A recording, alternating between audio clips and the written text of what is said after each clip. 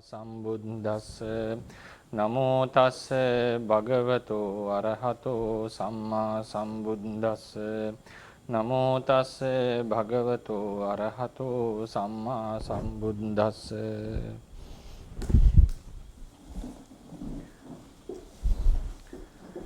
ගෞරවනීය ස්වාමීන් වහන්සේලා වරක් ප්‍රමුඛ මහා සංඝරත්නයන් අවසරයි. අද අපි කතා කරන්නේ පරමත්ත, ඒ කියන්නේ අපි දා කතා කරපු පරමත්ත කියන මාතෘකාවේ සංකත පරමත්ත කියන මාතෘකාව යටතේ අද තමයි අවසාන පාඩම. එදා අපි දීපු අත්පත්‍රිකාව අපි ඉවර කරේ නැහැ. ඒකෙදි අපි පළවෙනි පිටුව තමයි කතා කරේ. අපි මාතෘකාව වශයෙන් කතා කරන්නට යෙදුනේ විද්‍යමාන භාවයේ සහ අවිද්‍යමාන භාවයනේ.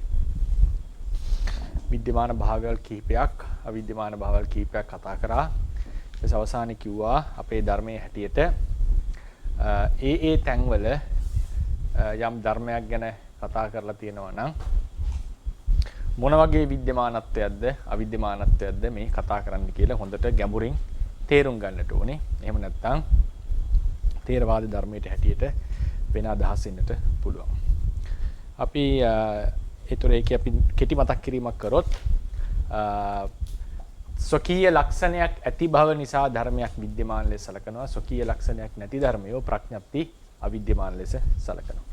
ඒ ස්වකීය ලක්ෂණයක් ඇති ධර්ම අතර නැවත අපි ක්‍රම තුනකට සලකනවා. උත්පාදයේ පදනම් කරගෙන, ඉපදිය හැකි බව පදනම් කරගෙන, ඵල ලබා දිය හැකි බව පදනම් කරගෙන. උත්පාදයේ පදනම් කරගත්තම අපිට ලැබෙන්නේ පරමාර්ථ ධර්ම කියන කොටස. ඒකෙදි ඉපදිලා නිරුද්ධ වෙච්ච ධර්මයක්, තාමත් නොඉපදිච්ච ධර්මයක් අවිද්‍යමානයි. ඉපදිලා තාම නිරුද්ධ නොවිච්ච ධර්මය, පච්චුප්පන්න ධර්මය විද්‍යමානයි. ඊට පස්සේ ඵල ලබා දිය හැකි බව පදනම් කරගත්තම අපිට ධර්ම තුනක් එනවා නේද? උපාදිනෝ ධම්ම, පරමත්ත ජාතික සහ අනුප්පන්න ධර්ම කියන ඒවා. එතකොට යම්කිසි කර්මයක් විපාක ලබා දීමට අවකාශ ලබා ඇතිනම්, ඒ විපාකයෝ විපාක චිත්තයිසික සහ කර්මජ රූප උපදින්නට ප්‍රථමයෙන්ම විද්‍යමාන භාවයෙන් සලකනවා. යම් හේකින් එම කර්මය මොනම හරි ක්‍රමයකින් ප්‍රතිබාහනය කළොත් එදාට ඒ විපාක චිත්තයිසික ධර්ම සහ කර්මජ රූප අවිද්‍යමානත්වයෙන් සලකනවා. ඊළඟට පරමත්ත ජාතික වශයෙන් තියෙන විශේෂයෙන් අනුසය ධර්ම ගැන අපි කතා කරේ. කෙලෙස් ධර්ම ඒවා විද්‍යමානත්වයේ තියෙන්නේ අප්‍රහීන භාවයෙන් පවතිනකොට. මාර්ග ඥානයෙන් ප්‍රහීන නොකොට අප්‍රහීන භාවයෙන් පවතිනකොට කෙලෙස් ධර්ම විද්‍යමානයි ලෙස සලකනවා. ඒ විද්‍යමානයේ භාවය අර පච්චුප්පන්න භාවයත් එක්ක පටලවා ගන්න හොඳ නැහැ. ඊට පස්සේ ඒවා මාර්ග ඥානයෙන් ප්‍රහාණය කරාම ඒවා විද්‍යමාන ලෙස සලකනවා. අපි කොහේ ඒකට ක්ලේශ නිරෝධය කියලාත් කියනවා කියලා. ඊළඟට අනුප්පන්න ධර්ම කියන එක හේතුන් ඇති කල්ලි යම් ධර්ම ටිකක් උපදින්නට සුදුසුකම් තියෙනවා නම් උපදී හැකිනම් ඒ ධර්මය ඉපැත්මට ප්‍රථමත් අපි විද්‍යමාන ලෙස සලකනවා. උදාහරණය නකසික සූත්‍රය. යම් හේකින් ඒ හේතු ටික ඉවත් කරොත් ඒ උපදින්නට තියෙන ධර්මයෝ අවිද්‍යමානත්වයට යනවා. ඒක සාමාන්‍යයෙන් අපි ගත්ත ස්කන්ධ නිරෝධය මේකට හොඳ උදාහරණයක් කියන්නේ. ඊට පස්සේ තව විශේෂ එකක් කතා කරා කර්මයේ සම්බන්ධයෙන්. කර්මවල තියෙනවා ප්‍රතිසන්දි ලබා දීමේ හැකියාවක්, කර්ම ශක්තිය. ඒකට කියනවා කම්ම සමංගීතාවය කියලා. කර්ම ශක්තිය කියන එක ලොකු කුලකය. එහි තියෙන ප්‍රතිසන්දි ලබා දීමේ හැකියාවට කියනවා කර්ම සමංගීතාවය. මේක තමයි අත්සාලෙන් අටුවාවේ යොදාගත්ත තැන. ඒක තවත් අටුවාවක හම්බ වෙනවා මේ පංචවිධ සමංගීතාවය කියන වචනය යටතේ. එයින් ඒ කම්ම සමංගීතාවය කියලා කියන්නේ මතු ප්‍රතිසන්දියක් ලබා දිය හැකි ගතිය. එය අරිහත්ත්වය සමග ෂය වෙනවා. ඊළඟට එතකොට ඒ ප්‍රතිසන්දි ලබා දිය හැකි භාවය නැති වුණාම ඒ කර්ම ශක්තිය ඉතිරිව පැවතියත් ඒ ප්‍රතිසන්දි ලබා දීමේ හැකියාව නැති වුණාම කර්මය නිරුද්ධ වුණායයි සලකනවා. කර්මක්ෂය කියලා කියන්නේ ඒකට. නැත්තම් කර්මය ඍජුපටිපක්ක වශයෙන් අර කෙලස් දුරු කරනවා වගේ දුරු කරන්න පුළුවන් දෙයක් නෙවෙයි. වෙන්නේ කර්මයේ ප්‍රතිසන්දි ලබා දීමේ හැකියාව නැති එක තමයි කර්මක්ෂය කියලා කියන්නේ. ඒකෙත් විද්‍යමාන භාවය එහෙම තේරුම් ගන්නට ඕනේ. කම්ම සමංගීතාවය අරිහත්ත්වයෙන් පස්සේ අවිද්‍යමානත්වයට පැමිණෙනවා. ඒක තමයි අවිජ්ජා නිරෝධා සංඛාර නිරෝධෝ කියන කොට එක ක්‍රමයක්. ඒකේ ක්‍රම දෙකටම ගන්නට ඕනේ. අතීත කර්මයේ සහ කීනං පුරාණං නවං නත්ති සම්භවන අතන සූත්‍රය කියන්නේ. පුරාණ කර්ම ෂය කරා අලුත් කර්ම උක්කරන්නේ නැහැ කියලා ඒ ක්‍රම දෙකටම විස්තර කරන්නට ඕනේ. අවිජ්ජා නිරෝධා සංඛාර නිරෝධෝ කියන එක. එයින් අපි මේ පුරාණ කර්මයේ ෂය වෙන හැටි තමයි කතා කරන්නේ. ඒක අපි ඉදිරියේ දීර්ඝව කතා කරමු. කර්ම මාතෘකාව කියන්නේ ගොඩක් දීර්ඝයි. ඊළඟට අද තියෙන නම්බර 3 අත්පත්‍රිකාවේ නම්බර 3 පිටුව 2. දැන් අපි දන්නවා පරමත්ත ධර්ම අපි එදාම ඒ වගේම කතා කරා ඒ chart එකේ හැටියට මතක ඇති පරමත්ත කියන එක උඩින්ම තිබුණනේ. ඊට සංකත අසංකත කියලා දෙකට කඩාගත්තා. ඊට පස්සේ ඒ සංකතවල පරමත්ත ධම්ම පරමත්ත උපාදිනෝ ධම්ම පරමත්ත ජාතික අනුප්පන්න ධර්ම මතක තියාගන්න වචනේ. තව වැදගත්. ඊට අපි කිව්වා මේ පරමත්ත මේ ඔක්කොම අර පරමත්තවල අවස්ථා. උපාදේ පදනම් කරගෙන කතා කරාම පරමත්ත ධම්ම. හරිනේ? තමන්ගේ හේතු වන කර්මය අවකාශ ලබා තියෙන ඇති විට ප්‍රතිඵලය උපාදිනෝ ධර්ම. ඊට පස්සේ මොනවද අප්‍රහීනව පවතිනකොට නැත්තම් ඒක බලපෑම් කරමින් පවතින අවස්ථාවේදී පරමත්ත ජාතික උපදින්නට සුදුසුකම් ඇති කල්හි අනුප්පන්න ධර්ම කියලා කිව්වා. මේ ඔක්කොම වැටෙන්නේ පරමත්ත කියන එකම කුලකයට. මේ හැමෝටම තියෙන පොදු ලක්ෂණය තමයි ස්වභාව ලක්ෂණයක් ඇත. ස්වභාව ලක්ෂණයකින් අපි කතා කරනවා මේ ධර්ම ගැන. ස්වභාව ලක්ෂණයක් කතා කරනවා. අනුසය අවස්ථාවේ තියෙන ලෝභය, පරිඋත් ทาน අවස්ථාවේ තියෙන ලෝභය හැමෝගෙම ලක්ෂණය ආරම්භනේ ඇලෙන බව. ඒක තේරවාදීන්ගේ අදහස. වෙන නිකායක් හිටිය නෑ අනුසය ලෝභය වෙනයි ඒකේ ලක්ෂණ වෙනයි. තේරවාදීන් කෝ ඒ ලක්ෂණය පිළිගන්නවා වෙනස්කම් පිළිගන්න අපිට පේනවනේ පැහැදිලි වෙනස්කම කියලා. නමුත් ඒක දෙකක් කියලා සලකන්නේ නෑ. කොටින්ම කිව්වොත් අනුසය තේරවාදීන්ගේ හැටියට සමහරට පුදුම හිතෙන්න පුළුවන්. අනුසය සාරම්මනයි. සාරම්මනයි කියලා අරමුණු ගන්නවා කියන එකට. අනුසය අනාරම්මන කතා කියලා මාතෘකාවක් තියෙන කතාවක් තියෙනවා. ඒ අන්‍ය නිකායක් කිව්වා අනුසය අනාරම්මන පැහැදිලිව අනාරම්මනයි වෙලාවේදී. නමුත් පොදු ලක්ෂණයන් තියෙන පරිඋත් ทาน ලෝභයේ අනුසය ලෝභයේ තියෙන එකම ලක්ෂණය. ඒක ප්‍රකට නෑ ඒ වෙලාවට. ප්‍රකට නෑ. නමුත් ඒ ලෝභයම අවස්ථාවක් ලෙස සලකන. ඒ නිසා ලෝභය සෑම විටම සාරම්මන නිසා අභිධර්ම පරියායෙන් අනුසයත් සාරම්මන ලෙස සැලකිය යුතුයි. ඒ වගේ තියෙන ඔය කුසල අකුසල භාවය කොහොමද ගන්නෙ? දැන් අනුසය අකුසලයි. හැබැයි දැන් සාමාන්‍යයෙන් කුසලයේ අකුසලයේ කියන්නේ කුසලයට විරුද්ධ දෙන අකුසලේ. කුසල විරුද්ධ අකුසලේ. න කුසල අකුසලානි විරුද්ධ භාවයේ තියෙන. අනුසය අකුසලයක් වුණාට කුසලයට විරුද්ධ නැති අකුසලයක්. හේතුව අනුසය පවත්වාගෙන කුසල කරන්න පුළුවන්. ඒ නිසා මේ මාතෘකාව තව ගැඹුරට යනවා. තව ඉස්සරහට. ඒක මම දැම්ම ගන්නෙ නැහැ.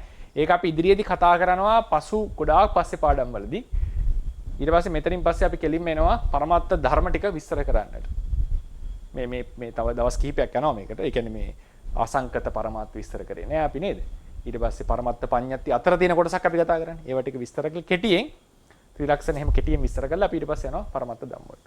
ඒ නිසා තව මේක මේ ගොඩාක් ගැඹුරට කතා කරන්න ප්‍රශ්න තියෙන තැනක්. ඉතින් මේක ඉදිරියේදී ගැඹුරින් කතා කරගමු. එතකොට දැන් පොදු ලක්ෂණය තමයි හැමෝටම ස්වභාව ලක්ෂණයක් තියෙනවා. පරමත්ත ධම්ම වේවා, පරමත්ත ජාතික වේවා, අනුප්පන්න ධර්ම වේවා, උපාදිනෝ ධර්ම වේවා. ඒකෙන් පොදු ලක්ෂණයක් තියෙනවා. හරිනේ? දැන් ඊට පස්සේ අපි අද ගන්න එක තමයි නම්බර 3 බලන්න. නම්බර 3 අපි ඉස්සෙල්ලා ඒක කියවලෙමු.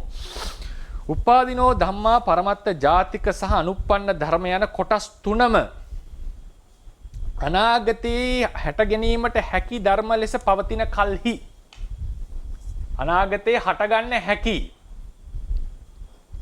ඒකට අපි කියනවා පොටෙන්සිය කියලා. ඒක හොඳ වචන තමයි විභවය කියන එකනේ. විභව ශක්තිය චාලක ශක්තිය වගේ විභවය කියලා කියන්නේ නිකන් මේ මට ඒක ඊයේ එක මහත්මයෙක් කියපු මොකද ඊය අර වචනයක් හොයාගන්න බැරුණා අපිට. ඒක හොඳ ලස්සන වචන විභවයක් තියෙනවා. ඒ කියන්නේ විභවය කියලා කියන්නේ යමක් කර හැකි බවක් නේ. විභව ශක්තිය කියලා අපි කියන්නේ සාමාන්‍යයෙන්. විභව ශක්තිය කියන්නේ කාර්ය කිරීමට ගැබ් වෙලා තියෙන. හැබැයි කාර්ය කෙරෙන්නේ නැහැ වෙලාවේ නේ. ඒක නිකන් ඇතුලේ තියෙනවා. ඒ වගේ මේ අනුසයකෙත් තියෙනවා මේ විභව කෙලෙස් වල විභව ගතියක් වගේ මේ පෙන්නේ. පරිඋත් ทาน එනකොට ඒක හොඳට ප්‍රකට වෙලා ක්‍රියාත්මක වෙලා ඔක්කොම කෙරෙනවා. හැබැයි මේ විභව අවස්ථාවේ නිකන් ඒක නිෂ්ක්‍රීයම නෑ. උදාහරණයකට උප්පත්ති එහෙම සිද්ධ වෙන්නේ මේ විභව අවස්ථාවේ තියෙන ලෝභය නිසා. ඉතින් ඒ වගේ විභව අවස්ථාවේ විභව කියන වචනේ යොදන්නම් අර පොටෙන්සිය කියනට වඩා විභව අවස්ථාවේ පවතින ඒ ධර්මයෝ බලන්න දෙවෙනි පේළියේ කියනවා අනාගතයේ හටගති ධර්ම ලෙස පවතින කල්හි විභවයක් ලෙස පවතින කල්හි අතීත අනාගත හෝ පච්චුප්පන්න යන කාල භේදයෙන් හැඳින්විය යුතු නැත. ඊට වැදගත්. හරනේ උපාදිනෝ ධම්මා පරමත්ත ජාතික සහ අනුප්පන්න ධර්ම ඒ විභව අවස්ථාවෙන් සලකනකොට එසේ සලකන්නට අතීත අනාගත වර්තමානයේ සලකන සුදුසු. දැන් මොකද්ද මේ විභව අවස්ථාව? ඒක අපි දැන් තේරුම් ගන්න ඕනේ. අපි දැන් ආපහු අර සාමාන්‍ය අපේ chart එකට එමු. හරනේ. මම විනාඩියක් විතර ගන්නවා ඒක අඳින්නට. සාමාන්‍ය දැන් හුරුයි හැම ගොඩක් අයට මම හිතන්නේ. ඉපදීම, එතන මරණය, කලින් ජීවිතේ. ඊට පස්සේ මේක තව ඉදිරියට අනුප්පන්න ධර්ම ටිකක් තියෙනවා. එතන එනවා මරණය. මෙතන එනවා ඉපදීම. ඊට පස්සේ මොකද වෙන්නේ? අපි කර්මය තියෙනවා නම් හරිනේ කර්මය තියෙනවා. හැබැයි කර්මය නිකන් තිබිලා හරියනවද? නෑ. මොනවද තියෙන්න ඕනේ? අවිද්‍යාව සහ තෘෂ්ණාව කර්මයට සපෝට් කරන්නට ඕනේ. එතකොට මේ කර්මයට එක වෙලාවක මෙයා අවකාශ ලබනවා නේද? අවකාශ ලැබලා එයා ප්‍රතිඵල ගෙන දෙනවා. ඒතර අනුප්පන්න ධර්ම ටිකක් හට ගන්න. අපි නිල් පොළ පාට එක. හරිනේ? එතකොට කලින් ජීවිතෙත් ධර්මිය පැවතියා. ඒ ජීවිතෙත් මොකද්ද කර්මය අප්‍රහීනව පැවතියා. ඒ කර්මය අවකාශ ලැබලා ප්‍රතිසන්දිය ලබා දුන්නා. හැබැයි ඒකට උපකාර වුණා මොනවද? අවිද්‍යාව සහ තෘෂ්ණාව. අනේ අවිද්‍යාව සහ තෘෂ්ණාව.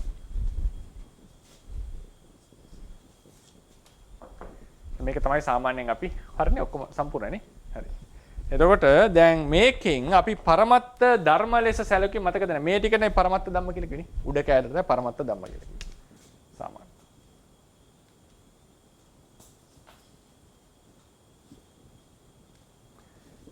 දැන් හිතන්න අපි උපාදිනෝ ධම්මයකට මුගු ඉස්සලා. දැන් අවකාශ ලැබුවා. අපි දැන් අවකාශ ලැබීම මෙහෙමනේ පෙන්눔 කරේනේ. අවකාශ ලැබුවා. ඒතර අවකාශ ලබා ඇත.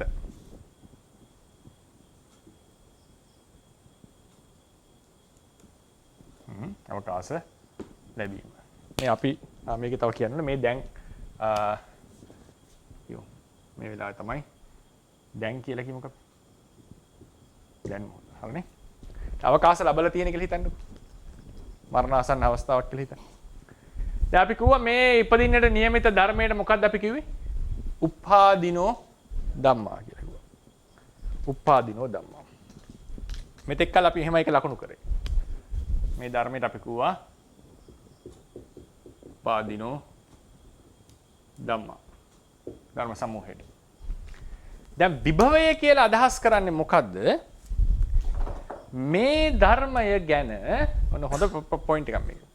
මේ ධර්මය ගැන උපදිනට නියමිත ධර්මය ගැන අපිට අවස්ථා දෙකකින් කල්පනා කරන්නට පුළුවන්. මේ ඉන්නේ අපි දැන්නේ මේ අවස්ථාවෙන්. දැන් කර්මයේ අවකාශ ලැබලා නේද? හරි කර්මයේ අවකාශ ලැබලා. මේ ඉන්න මොහොතේ ඉඳලා අපි මේ උපාදිනෝ ධම්මා කියන එක ගැන මේ අවස්ථාව ගැන සැලකුවොත් අනාගතයේහි උපදින අවස්ථාව ගැන සැලකුවොත් හරිනේ අනාගතයේ උපදින අවස්ථාව ගැන උපාදිනෝ ධම්මා කියලා සලකන්නට පුළුවන්. ඒ වගේම මේ අවස්ථාවේ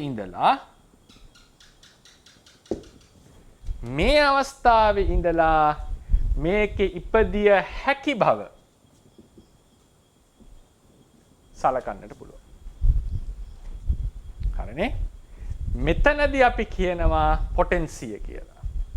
අපි මේක මෙතෙක් කල් අපි ඇන්දේ මෙතන තමයි උපාදිනෝ ධම්මා කියලා ඇන්දේ අපි. හරිනේ? මොකද ඒක මෙතන පෙන්නුවා නම් තේරෙන්නේ නැහැ මොකද්ද මේ කියන්නේ කියලා. හරි දැන් මම ඔන්න මේ ඇඳපු එකේ අවස්ථා දෙකක් පෙන්නනවා. මේ හට ගන්න තියෙන ධර්මයේ මෙතනින් අපි කතා කරනවා. මේ හට ගන්න තියෙන ධර්මයේ. හරිනේ? ඒ හටගන්න තියෙන ධර්මය උපදින්නට නියමිතයි මේ අවස්ථාවේ ඉඳලම. හරිනේ? මෙතනට අවධානය දීලා අපි ගන්නවා දැන් සත්වයා මේකත් එක්ක බැඳී ඇත. මේ අවස්ථාවේදී මේ උපාදිනෝ ධර්මය ඒක මෙතන මට මෙහෙම අන්දොත් එහෙම හිතෙන්නේ මේක ගැබ් වෙලා තියෙනවා වගේ කියලා. හරි මම මේ අමාරු අදහසක් මේ කියන්නේ. මේ අවස්ථාවේදී මේ ධර්මයේහි විභවයක් ලෙස අපි සලකනවා. හරිනේ විභව කතාව ගඩාත්ම ගැලපෙන්නේ මේකට හරිනේ මම මේ වචනේ යොදා ගන්නම් දැනට. එහෙම කතා කරනකොට මේ අවස්ථාවේදී මේ අනුප්පන්න උපාදිනෝ ධම්මා කියන එක අතීත අනාගත පච්චුප්පන්න කියන එකදු භේදයකටවත් ගන්නට සුදුසු නැහැ. එකදු භේදයකටවත් ගන්න සුදුසු නැහැ. හැබැයි මේ අවස්ථාව හිතලා සැලකුවොත් මේ අවස්ථාව ගැන හිතලා සැලකුවොත් හරිනේ මේ අවස්ථාව ගැන හිතලා සැලකුවොත් මෙතනදී අපිට ඒ කියන්නේ මේ උපදින ධර්මයක් තාම උපදින්නට උපදින ධර්මයේ උපදින අවස්ථාව ගැන සැලකුවොත් උපදින අවස්ථාව ගැන සැලකන්න. මෙතන ඒකයි මම මේ ධර්මයේ ගැන අවස්ථා දෙකකදී සැලකන්නට පුළුවන්. මේ ගැඹුරු අවස්ථාව මේ කනක් මේක. මේ දැන්ම මෙතන ඉඳලා අපි හිතනවා මෙතනට වැඩි අවධානයක් දෙන්න. මෙතන ඉන්නකොට මේක ඉපදිය හැකි බවක් තියෙනවා මේ වෙලාවේ. ඒ හැකි බව ඉපදිය හැකි බව නියමිත බව හරිනේ ඉපදිය හැකි බව නියමිත බව මෙන්න මේ අවස්ථාව ගත්තම අතීත අනාගත පච්චුප්පන්න ලෙස නොසැලකිය යුතුයි. හරිනේ මේ අවස්ථාවට විතරක් ફોකස් කරොත් මේක මොකද්ද මේ ධර්මය? මේක අනාගත ධර්මයක්. හරිනේ නැත්තම් මේ ඔක්කොම අනුප්පන්න කියන ගොඩට දාලා හරිනේ අපි අනුප්පන්න අනාගතත් නැහකෝ අනාගත ධර්මයක් හොයාගන්න බැරි වෙනවනේ කාට. දැන් අපි කිව්වා මේ උපදින නියමිත ධර්මයේ ඔක්කොම අනුප්පන්නයි කියලා කිව්වනේ. ඒ වගේම මං කිව්වා අනුප්පන්න ධර්මයි අනාගත ධර්මයි දෙකක් කියලා. ගැඹුරින් හිතන කෙනා කෙලිම ප්‍රශ්නයක් අහනවා මම ඒක අහන්න දෙන්නේ නැතුව නිතර වැලැක්කුවා මේක ඉස්සරහට එනවා කියලා. නැත්නම් කෙලින්ම අහන තියෙන ප්‍රශ්නේ ස්වාමීන් වහන්සේ මේ chart එකේ ඇතුළේ අනාගත ධර්ම කොහෙද තියෙන්නේ? ඇයි කියනවනේ මේ ඔක්කොම අනුප්පන්නයි කියලා. ඒ වගේම මම කියනවා අනුප්පන්නයි අනාගතයි වෙනස් කරන නැවත නැවත කිව්වනේ. නේද? ප්‍රශ්නේ අහන්න දුන්නේ නැහැ මම හිතලා. ඒක අහන්න එපා කියන එක තමයි නොකිය කිව්වේ. අහන්න තියෙන එකම ප්‍රශ්නේ කාට හරි ඒක ඒ වෙලාවේ අහුවනම් උත්තරයක් දෙන්න වෙන ප්‍රශ්නයක්. ඇහුවනම් අහන්න තියෙන්නේ මේ chart එක හැටියට අනාගත ධර්ම කෝ? එයි මම මේක අනුප්පන්න කොහොන හැමතිස්සෙම. නේද? මේ තමයි අනාගත ධර්ම. ඉපදිලා නැහැ තාම. අනාගත ධර්මය ගැන සලකන්නට පුළුවන් විදි තියෙනවා. ඒකේ අනාගතේ උපදින අවස්ථාව ගැන සැලකුවොත් අනාගතේ උපදින අවස්ථාව ගැන සැලකුවොත් මෙතන ඉඳලම මේ අවස්ථාව ගැන කැලකුවොත් මේ සියල්ලම අනාගත ධර්ම. හැබැයි ඒවා හටගත හැකි බව මේ අවස්ථාවේ සැලකුවොත් ඒවා අනාගත කියලා කියන්නේ නැහැ. හරිනේ? ඒ නිසා මේ ධර්මය මේ විභව අවස්ථාවේදී අතීත අනාගත පච්චුප්පන්න ලෙස සලකන්නේ නැත.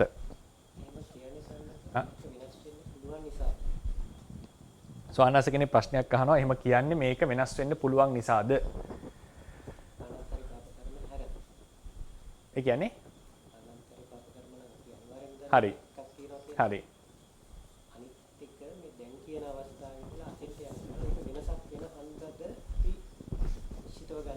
සෝනස කෙනෙක් අහනවා මේක මෙතන දැන් අපි දැන් මේ අනාගත ධර්මයේ කියලා අපි මෙතන ફોකස් කරන්නේ නේද? ඇයි මෙතන අවස්ථාවේදී අතීත අනාගත පච්චුප්පන්න ලෙස ගන්නෙ නැත්තේ කියලා ප්‍රශ්නේ අහනවා. උනාසේ අහන්නේ ඒක වෙනස් වෙන්න පුළුවන් නිසාද? අපි කියන්නේ සමහර අනාගතේ ෆික්ස්ඩ් වෙනස් වෙන්නේ නැහැ. සමහර වෙනස් වෙනවා. නේද? සමහර වෙනස් වෙනවා. ආනන්තරීය පාප කර්මයක් ඔය කරොත් එහෙම අනිවාර්යෙන් උප්පත්තිය ලැබනවාමයි. ඒ නිසාද? කියලා ප්‍රශ්නයක්. හොඳ ප්‍රශ්නයක්. කියන අනාගතේ ඇයි මෙතන අවස්ථාවේදී මේ ගන්නෙ නැත්තේ? නෑ මෙතන ගන්නෙ නැත්තේ මේ අවස්ථාවේදී විඳලා සැලකුවාම උපාද තිති භංග කියන ભેදයෙන් කතා කරන්න බැරි නිසා. ඒකයි හේතුව. නියත වෙච්ච දේ හෝ අනියත වෙච්ච දේ. මේ විභව කියන්නේ මේ ඉපදිය හැකි බව මේ අවස්ථාවේ ඉඳන් හිතනකොට. හරිනේ? මේක උපාද තිති භංග අවස්ථාවෙන් කතා කරන්න බෑ. මෙතෙන්ට ફોકસ කරොත් ඒක අනාගත ධර්මයල සලකන. ඇත්තටම මේ අනුප්පන්න ධර්ම කියලා කියන්නේ වෙන විදිහකට කිව්වොත් අනාගත ධර්මවලටමයි. හරිනේ? හැබැයි අනුප්පන්න ධර්ම සැලකිය යුතු ක්‍රම දෙකක් තියෙනවා. ඒකට මම හේතු පෙන්නන්නම්. ඒක ඒ ථේරවාදයේ තියෙන ක්‍රමයක් මේක. මෙතනදී ඒක ගන්නෙ නැහැ අතීත අනාගත වේදයට. මෙතන ගැන ફોકસ කරොක් මේකට අනාගතයයි කියත හැකි. අනාගතයයි කියත හැකි. එතකොට දැන් උදාහරණයකට ගමු අපි. අවිද්‍යාව හා තෘෂ්ණාව. අවිද්‍යාව හා තෘෂ්ණාව. අවිද්‍යාව හා තෘෂ්ණාව මොකද වෙන්නේ? දැන් මේ වෙනකොට අවිද්‍යාවයි තෘෂ්ණාවයි හට ගන්න බැරිද හිතේ? හට ගන්න පුළුවන් නේද? කෙලෙස් ධර්ම හට ගන්න පුළුවන්. හරි. දැන් මේ තියෙන්නේ පරමත්ත ජාතික අවස්ථාවේ, මේ තියෙන්නේ හට ගන්න අවස්ථාව. දැන් මේකෙත් එහෙමයි. මේ අවස්ථාවට ફોકસ කරොත් අපිට කියන්න පුළුවන් මේවා අනාගත ධර්ම කියලා. මේ අවස්ථාවේ ඉපදිය හැකි බවක් ලෙස පවතිනකොට ඒක අතීත ලෙසවත් අනාගත ලෙසවත්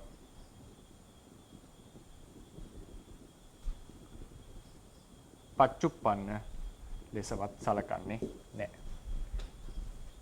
හරිනේ? පච්චුප්පන්න ලෙස සලකන්නේ නැහැ. අනුප්පන්න ධර්ම වලටත් එහෙමයි. මේ අවස්ථාවේදී අපි කියනවා මේවට දැන් මේ අවස්ථාවේ අපි තියෙන ධර්මයෝ මේවා හටගන්නේ හේතු ඇති කල්හි මෙන්න මේ අනුප්පන්න ධර්ම වෙන පාඩකින් අපි ලියමු.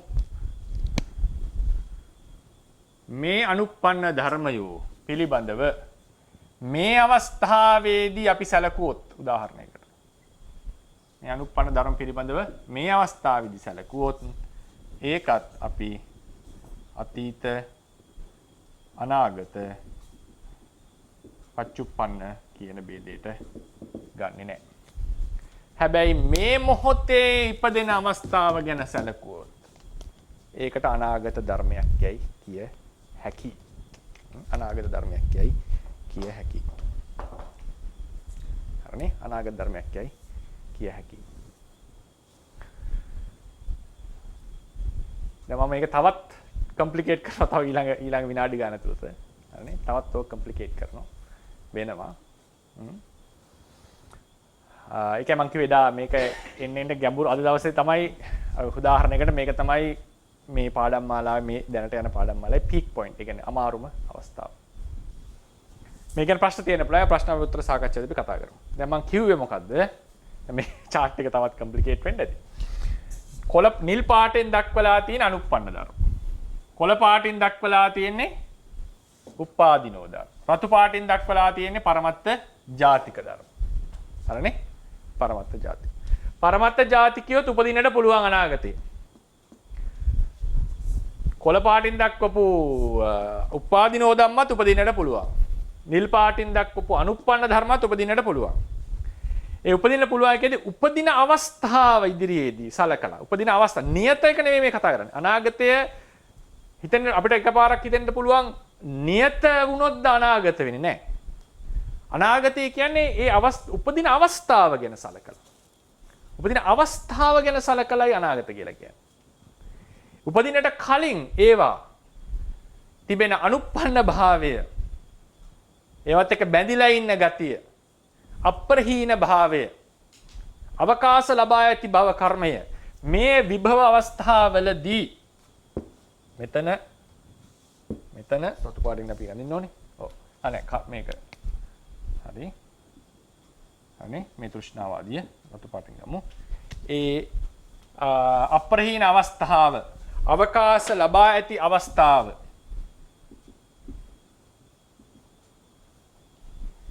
ඒවා වලදී අතීත ලෙස හෝ අනාගත ලෙස හෝ පච්චුප්පන්න ලෙස නොසැලකිය යුතුයි.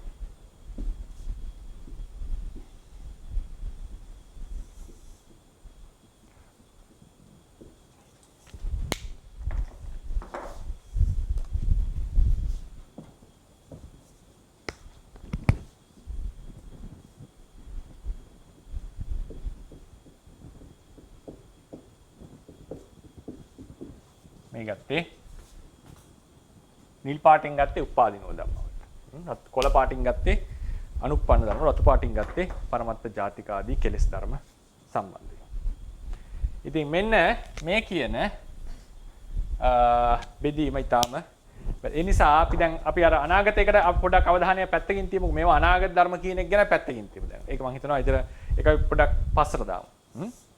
දැන් බලන්න මේ විභව අවස්ථාවේදී විභව අවස්ථාවේදී මේ වගේ උපාදයක් තියනවද? නැහැ. උපාද තිති භංග කියන අවස්ථාවලින් සලකන්නේ නැහැ. අනාගතය වෙන්නේ මේ උපදින අවස්ථාව ගැන සලකලානේ. ඒ නිසා මේ අවස්ථාවේදී මේවට අනාගත කියන්නේ නැහැ තේරවාදයේ හැටියට. හරිනේ? අනාගත කියන්නේ නැහැ. දැන් මම අහන ප්‍රශ්නේ බලන්න. මේක අපි අනාගත කියන්නේ හේතුව මේ වෙලාවේ ඒක නැහැ. නමුත් කියනවා නම් කියන්න සුදුසු. මේ උපදින ධර්මයන් නියත කියනවා නම් කියන්න සුදුසු අතීත ලෙසද අනාගත ලෙසද පච්චුප්පන්න ලෙසද? අනාගත ලෙස. කතාව හරි. ඒ නිසා මේ අවස්ථාවේදී ත්‍රිපිටකයේ මේක අනාගත ලෙස හඳුන්වා ඇත. අනාගත ලෙස හඳුන්වා ඇත. නමුත් ඒකේ අපි කිව්වා ඇයි අතීත අනාගත පච්චුප්පන්න නෙවෙයි කිව්වේ ඉදීම ආදී ලක්ෂණ වලින් නැති නිසානේ. ඒ නිසා ඒ අනාගත භාවය තේරුම් ගත යුත්තේ අනාගත සාමාන්‍ය කියලා. සාමාන්‍ය කියන එක හැදිලා තියෙන්නේ සමානස්ස භව. සමාන කියලා කියන්නේ සමානයි කියන අනාගතයට සමානයි. අනාගතයේ සදි සමානයි කියන එකේ තේරුම සිමිල කියන එක. එකම කියන එක නෙවෙයි. සමාන කියන. ඒක සමානස්ස භවයි ණයන්නට යා ප්‍රත්‍ය දැම්මම හරිනේ.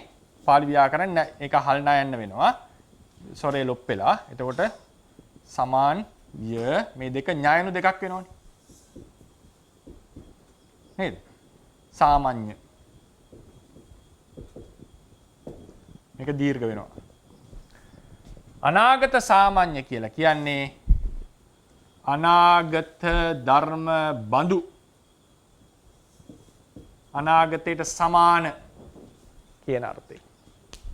ඒ නිසා මේ ධර්ම සියල්ලක්ම මේ අවස්ථාවේදී අතීත ලෙස හෝ අනාගත ලෙස හෝ පච්චුප්පන්න ලෙස සැලකිය යුතු නැත. සලකනවා නම් සලකනට සුදුසු අනාගත ධර්ම ලෙස. ඒ නිසා ඒවා අනාගත ලෙස හඳුන්වපු තැන් ඇත. ඒවා ඒ වෙලාවට ගන්න කියනවා අනාගත සාමාන්‍ය කියන අර්ථයෙන්. අනාගත සාමාන්‍ය. අපි කියවමු නම්බර 3. උපාදිනෝ ධම්මා පරමත්ත ජාතික සහ අනුප්පන්න ධම්ම යන ධර්ම කොටස් තුනම අනාගතයේ හට ගැනීමට හැකි ධර්ම ලෙස පවතින කල්හි අතීත අනාගත හෝ පච්චුප්පන්න යන කාල භේදයෙන් දැක්විය යුතු නැත. උදාහරණයකට මාර්ග ඥානයෙන් දුරු කරනු ලබන ක්ලේශ ධර්ම අතීත ලෙස හෝ අනාගත ලෙස හෝ පච්චුප්පන්න ලෙස හෝ සැලකීම යුක්ති විරෝධී වන බව අටුවාවල දක්වා ඇත. ඒක ඊටාම ප්‍රබල ෆන්ඩමෙන්ටල් එකක් තේරවාදී. ප්‍රහාණය කරන කෙලෙසය අතීතත් නොවේ පච්චුප්පන්නත් නොවේ අනාගතත් නොවේ යුක්තිය දක්වන්නේ එතන. දල්ලී කරන දෙකක් තියෙනවානේ.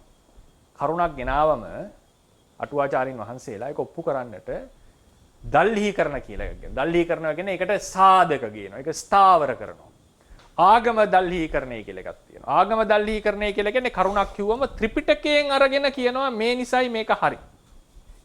දැන් අපි කොනේ රූපය විද්‍යමානයි කියනකොට ජාතං රූපං ස්වභාවේන ශුන්‍යං කියන අපි කියන්නේ මේ ස්වභාවය නැතිකම නෙවෙයි මේ කියලා තියෙන්නේ ආත්මයකින් තොර බව කියලා. මතකද? කතා කරන්නේ. ඒකට අපි උදාහරණයක් ලෙස ගෙනාවේ සූත්‍රයක්නේ. පුප්ප සූත්‍රයේ හැටියට රූපය අනිත්‍ය වෙච්ච දුක්ඛ වෙච්ච රූපය අත්ති භික්ඛවේ අත්ති සම්මතං. ඒක ඇතයයි තං අත්ථීති වදාමි. ඇතේම කියමි.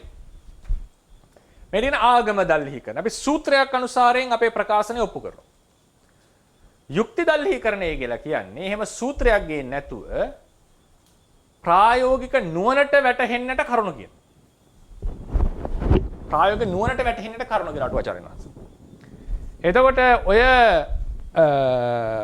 මොනවාද ඒ ප්‍රහාණය වන කෙලෙස්ය අතීතත් නොවේ අනාගතත් නොවේ පච්චුප්පන්නත් නොවේ කියන එකේදී අතීත සහ අනාගත නොවේ කියන එකට උන්වහන්සේ යුක්ති දල්හීකරණයක් ගේනවා. පච්චුප්පන්නයට ආගම දල්හීකරණයක් සහිතව විස්තර කරන්නේ ත්‍රිපිටක පාළි උදාහරණයක් අරගෙන. ඒ නිසා අටුවාචාර්යන් වහන්සේලාගේ අදහස් ථේරවාද සම්ප්‍රදාය අදහස මම එහෙමයි කියන්නට ඕනේ. ථේරවාදයේ පිළිගත් අදහස ප්‍රහාණය කරන කෙලෙසය අතීත ලෙස හෝ පච්චුප්පන්න ලෙස හෝ අනාගත ලෙස හෝ සලකන්නට එපා. අනුප්පන්න ධර්ම සම්බන්ධයෙන්ොත් ආචාර්යවරුගේ අදහස ඒක සලකන්නට එපා. මොකද ඒක සාමාන්‍යයෙන් දැන් රේරුකාණි ස්වාමීන් වහන්සේලා හැම කියන්නේ නිර්වාණ විශ්ේද ඒක අඤ්‍යතර ධර්ම නියාම ධාතුවක් අනුප්පන්න ධර්ම. ඒක අනාගත ලෙස සලකන්නේ නැහැ.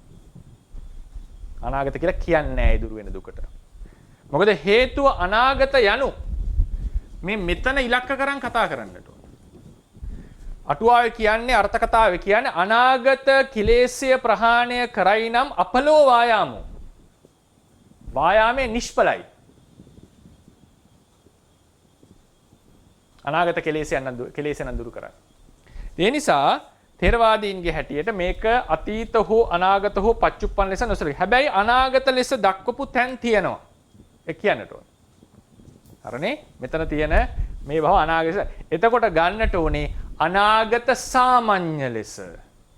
අනාගතයට සමාන කරලා හේතුව මොකද තේරෙනවා ඇති මේකේ අනාගත භාවය තමයි ප්‍රකටනේ. උපදින්නට නියමිතයිනේ. නිසා අනාගත ධර්ම ලෙස අපිට හැඟෙන්නේ. නමුත් හොඳට මතක තියාගන්න මේ කතා කරන්නේ මේ මොහොත ගැන අරමුණු කරගෙන. අර අවස්ථාව ගැන නෙවෙයි. ඒකම අර විභවය කියන වචනය ගත්තා. ඒ අවස්ථාවේදී අතීත ලෙස හෝ අනාගත ලෙස හෝ පච්චුප්පන් ලෙස සලකන්නේ නැහැ. හැබැයි සලකන්නට සුදුසුයි අනාගත සාමාන්‍ය ලෙස. අපි මේ පත්‍රිකාවට යන්. උදාහරණයකට මාර්ග ඥාණයෙන් දුරු කරනු ලබන ක්ලේශ ධර්ම අතීත ලෙස හෝ අනාගත ලෙස හෝ පච්චුප්පන් ලෙස හෝ සැලකීම යුක්ති විරෝධී වන බව අටුවා වල දක්වා ඇත. නමුත් මෙම ධර්ම අනාගතයේ පරමාර්ථ ධර්ම ලෙස උපදින බැවින් අනාගත ධර්ම වලට සමානයයි සලකා අනාගත ලෙසද හඳුන්වා ඇති ස්ථාන එමටය.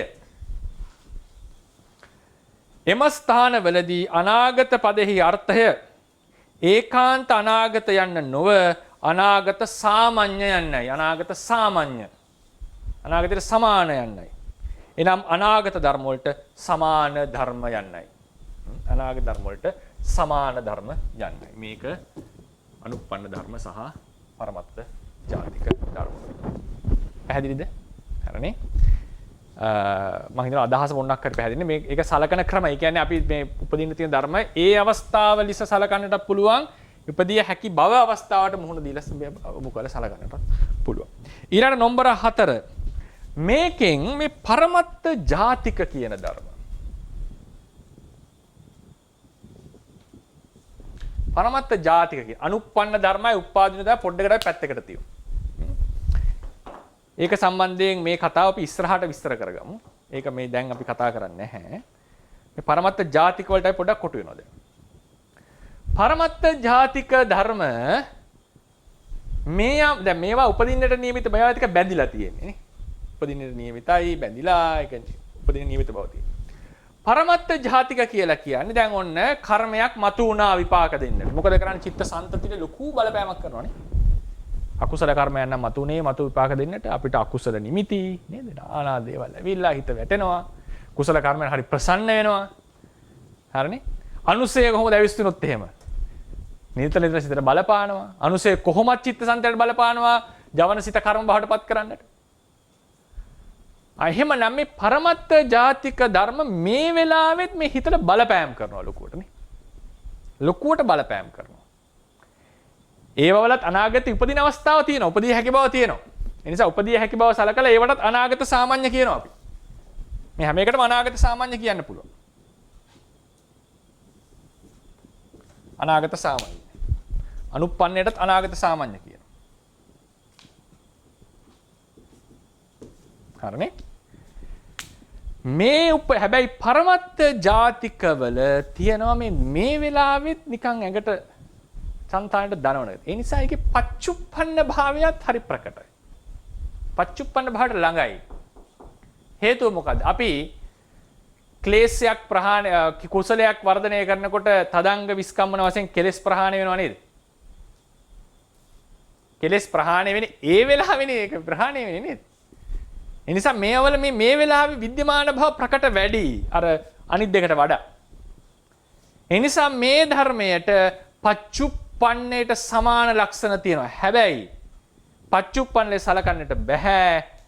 පච්චුප්පන්නයක් වෙන්නට නම් ඉපදිලා තියෙන්නට ඕනේ. ඉපදිලා තිබිය යුතුයි. ඒ නිසා ඒකටත් දෙනවා පච්චුප්පන්න සාමාන්‍ය වචනය.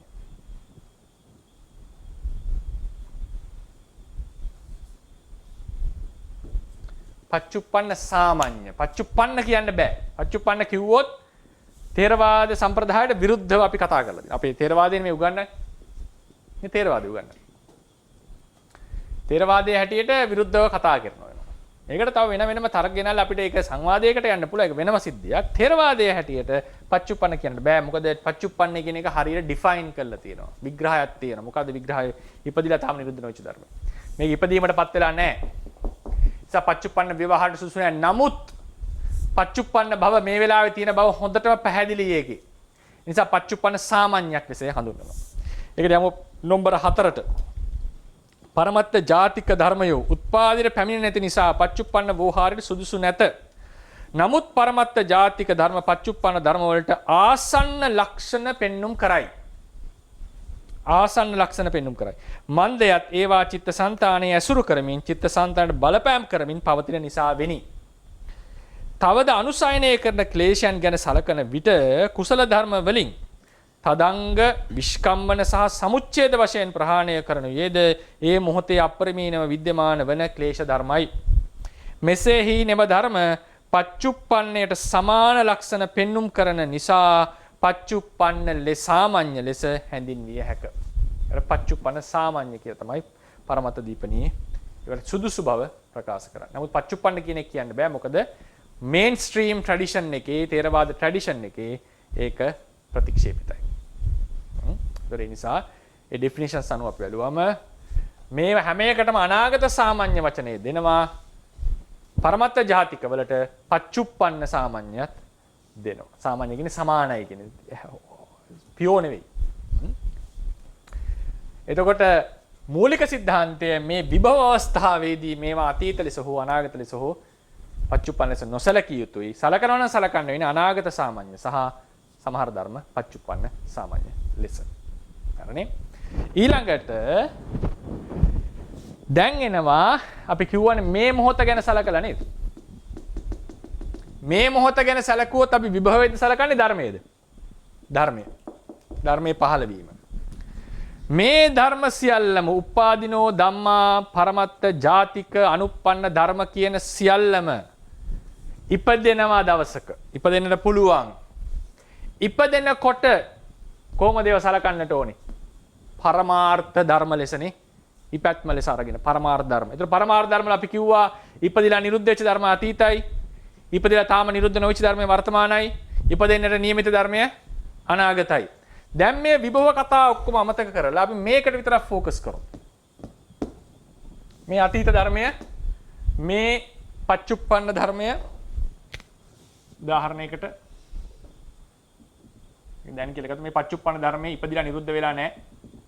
මේක ඉපදිලා නිරුද්ධ වෙලා අතීතයි, පච්චුප්පන්නයි, මේ අනාගතයි. හරිනේ? අනාගතයි. පරමත්ත ධම්ම මාතෘකාවම මම ඉන්නේ දැන්. මේ පොටෙන්සි ගැන හිතන්න එපා. මේ ධර්මයේ උපදින අවස්ථාව ගැන බලන්න. දැන් ඔන්න මේ ධර්මම අපි පරමාර්ථ කතාවට ඈඳනවා. එතකොට ඒ ඉපදුනා මේ ධර්මයක් පරමත්ත ධම්ම කියන සංඛ්‍යාවට ගැනෙනවා. ඒ ධර්මයක් ඉපදිලා නිරුද්ධ වුණාට පස්සේ ඒක අතීත වෙනවා. ඒ ධර්මයේ ඉපදිලා තාම නිරුද්ධ නොවි පවතිනවා නම් පච්චුප්පන්නයි. ඒ අනාගතේ ඉපදිය හැකි ඒ උපදින අවස්ථාව සලකා. උපදින අවස්ථාව සලකා ඒ උපදිනු ලබන ධර්මය. උපදින්නා වූ ධර්මය ගැන සලකලා ඒවට අනාගත කියලාත් කියන්නට පුළුවන්. මේක සියුම් බෙදීමක්. හරිනේ සියුම් බෙදීමක්. අපි ඉදිරියේදී යෝග ටික ටික පැහැදිලි වෙන්නට පුළුවන්. ඊට අපි නම්බර 5ට යන්.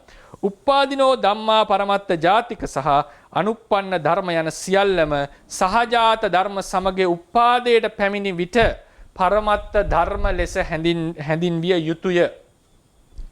ඒවා සහජාත ධර්ම සමග තම තමනට ආවේනික ලක්ෂණ ඇති ස්වභාව ධර්ම ලෙස හටගෙන ඇති අවස්ථාවේදී පච්චුප්පන්න ලෙසද බිඳී ගිය පසු අතීත ලෙසද හඳුන්වයි. ඊළඟ වාක්‍යය තමයි වැදගත් මේක. ඒවායේ ඉපැත්මට ප්‍රථමයෙන් එම ධර්මවල අනාගතෙහි උපදින අවස්ථාව සලකා. උපදින අවස්ථාව සලකා. එසේ අනාගතයේ උපදින ධර්මය අනාගත ලෙස සලකනු ලැබේ. එතකොට මේ පොටෙන්සි විභව අවස්ථාවට නෙමෙයි මේ අවස්ථාවට අපි ફોකස් කරන්නේ. හරිනේ? නමුත් අනාගතයේ හටගත හැකි ධර්ම ස්වභාවයක් ලෙස පවතින විට මේ කියන්නේ මේ අවස්ථාවේ පවතින විට විභවයක් ලෙස පවතින විට අතීත ලෙස හෝ පච්චුප්පන්න ලෙස හෝ අනාගත ලෙස හෝ හැඳින්විය යුතු නැත. මේක මම ඉංග්‍රීසියෙන් කියනවා when they remain as a potency to arise, that potency should not be classified either as past, present or future.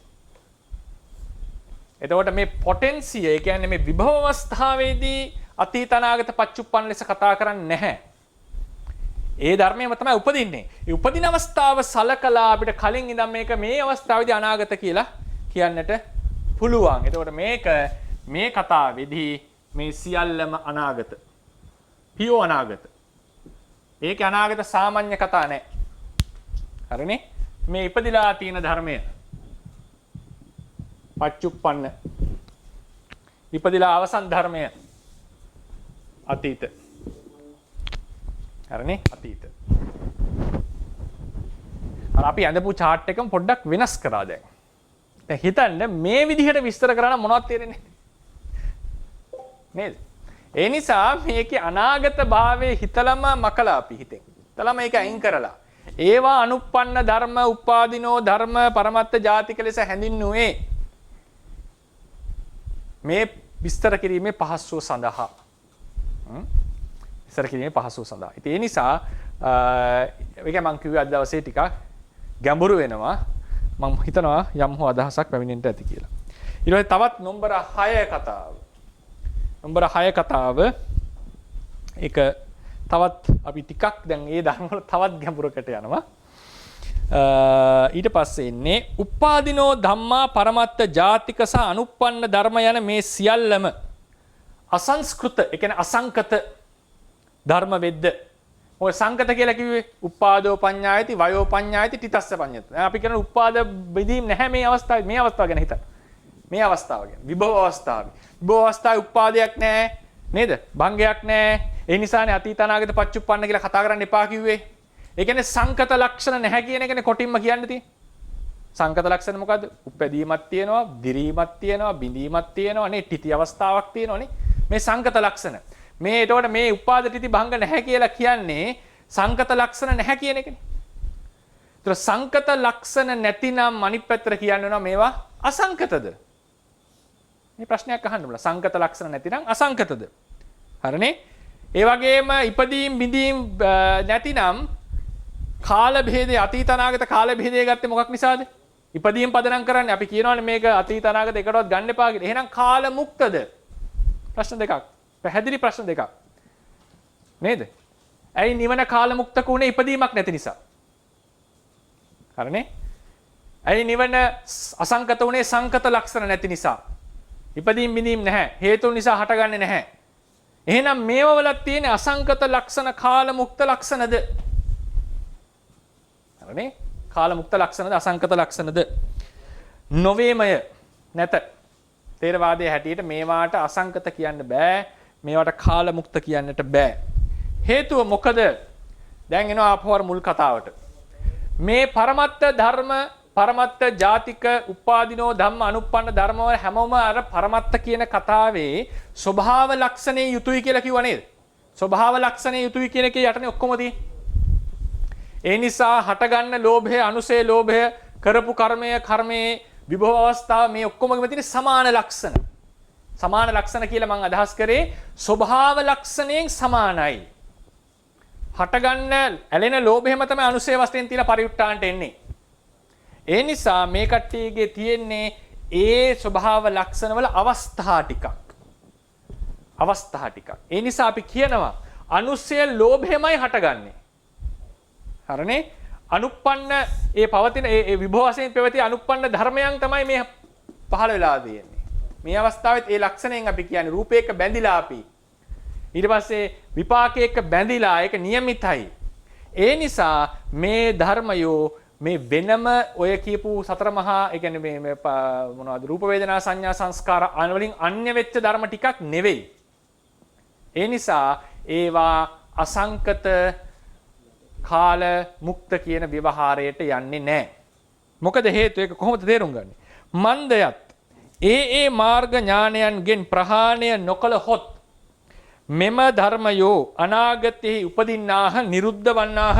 මේවා ඉපදිලා නිරුද්ධ වෙනවා අනාගතේ. ඒ බවෙන් යුක්තයි. ඉපදිලා නිරුද්ධ වන ආදී ලෙස සංකත ලක්ෂණ අනුසාරයෙන් තේරුම් ගත යුතුයි. මේ ධර්මතය උපදින්නේ. මේ ධර්මතය උපදින්නේ. සහ ඒවා අපි තේරුම් ගන්නෙත් අපිට දැන් මේ විභව අවස්ථාවෙන් තිබුණා කියලා මොකක්වත් තේරෙන්නේ අපිට ප්‍රකට වෙන්නේ පරමාර්ථ ධර්ම නිසා. ඒ නිසා තමයි පරමාර්ථ ධර්ම තමයි මේකේ මූලිකම වැදගත්ම තැන.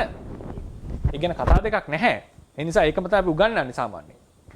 හරිනේ? ඉතින් එතකොට මේවා තේරුම් ගන්නෙත් මේක අනුසාරයෙන්. නැත්තම් මේවා තේරුම් ගන්න මේක නැත්තම් මොනවත් නැහැ. දාන ප්‍රොසෙස් එක. ඒ නිසා මේවා තේරුම් ගන්නේ කොහොමද මේ ලෝභය තියෙනවා කියන අනාගතේ ඉපදෙනවා නිරුද්ධ වෙනවා. රූපේ ඉපදෙනවා නිරුද්ධ වෙනවා අනුප්පන්න රූපය නේද? ඒ නිසා සංකත ලක්ෂණ ආහච්ඡං සංකත ලක්ෂණං ආහච්ච සංකත ලක්ෂණයට හපලා ගැටලා ඒ අනුසාරයෙන් තමයි මේවා තේරුම් ගන්නෙ. ඒ වගේම මේ ධර්මයෝ තමයි මේ හටගන්නේ අනාගතේ. ඒ නිසා විශේෂයෙන් මේ තේරුම් ගන්න නිසා මේ ධර්මයෝ මේ ධර්ම අනුසාරයෙන් මේ හටගන්න ධර්ම අනුසාරයෙන් තේරුම් ගන්න හටගන්න නිරුද්ධ වෙන ධර්ම අනුසාරයෙන් තේරුම් ගන්න නිසා ඒවා අසංකත නෙවෙයි ඒවා සංකතයි. අසංකත නෙවෙයි සංකතයි. ඒ කියන්නේ හටගෙන නිරුද්ධ වෙනවා කියන ලක්ෂණයට බැඳිලා තියෙන, ගැටිලා තියෙන. ඒකට ළඟයි. නිවන වගේ නෙවෙයි. මෙන්නම ධර්මයක් නෙවෙයි මේ කතා කරන්නේ. එහෙනම් සංකත ලක්ෂණ වල යුක්තයි කියලා කියන්නේ උපාද තිති උපාද ජාති ජරා මරණ යුක්තයි කියලා කියන්නේ කාල භේදේනුත් විනිර්මුක්ත වෙන්නේ නැහැ. මොකද උපාද වය තියනවා කියන්නේ සංකත ලක්ෂණයක්. උපාද වය තියනවා කියන්නේ අතීත අනාගත පච්චුප්පන්න කියන කාල ભેදයට සුදුසුයි. හරිනේ? ඒ නිසා මොකද කියන්නේ? ඒ නිසා ආදී ලෙස සංකත ලක්ෂණ අනුසාරයෙන් තේරුම් ගත යුතු බැවින් මෙම ධර්මය අසංකෘත නොවේති. අසංකත නොවේති. උපාද තිති බහ බංග යන අවස්ථා අනුව නොසලකන නිසා හැබැයි ඒවා උපාද තිති බංග නිසා අනුව ඒකාන්තයෙන් නොසලකන නිසා ඒකාන්ත සංකතත් වෙන්න බෑ. ඒකත් හොඳට මතක තියාගන්න. මේවා ඒක නැහැ කියලා නේ කිව්වේ කෙලින්. අතීත අනාගත පච්චුප්පන්න බෙදෙට ගන්න බෑ කියලා කියන්නේ ඒකාන්ත සංකත නෙවෙයි. ඒකාන්ත සංකත නොවෙන්න අසංකත කියන්නේ ප්‍රශ්නේ ආවේ අපිට. ඒකාන්ත හැබැයි සම්පූර්ණ අසංකත කියන්න බෑ. සංකත ලක්ෂණ ඒවායි පෙන්눔 කරනවා. ඒවා සංකත ධර්ම අනුසාරයෙන් තමයි තේරුම් ගන්න. සංකත ලක්ෂණ අනුව තමයි තේරුම් ගන්න.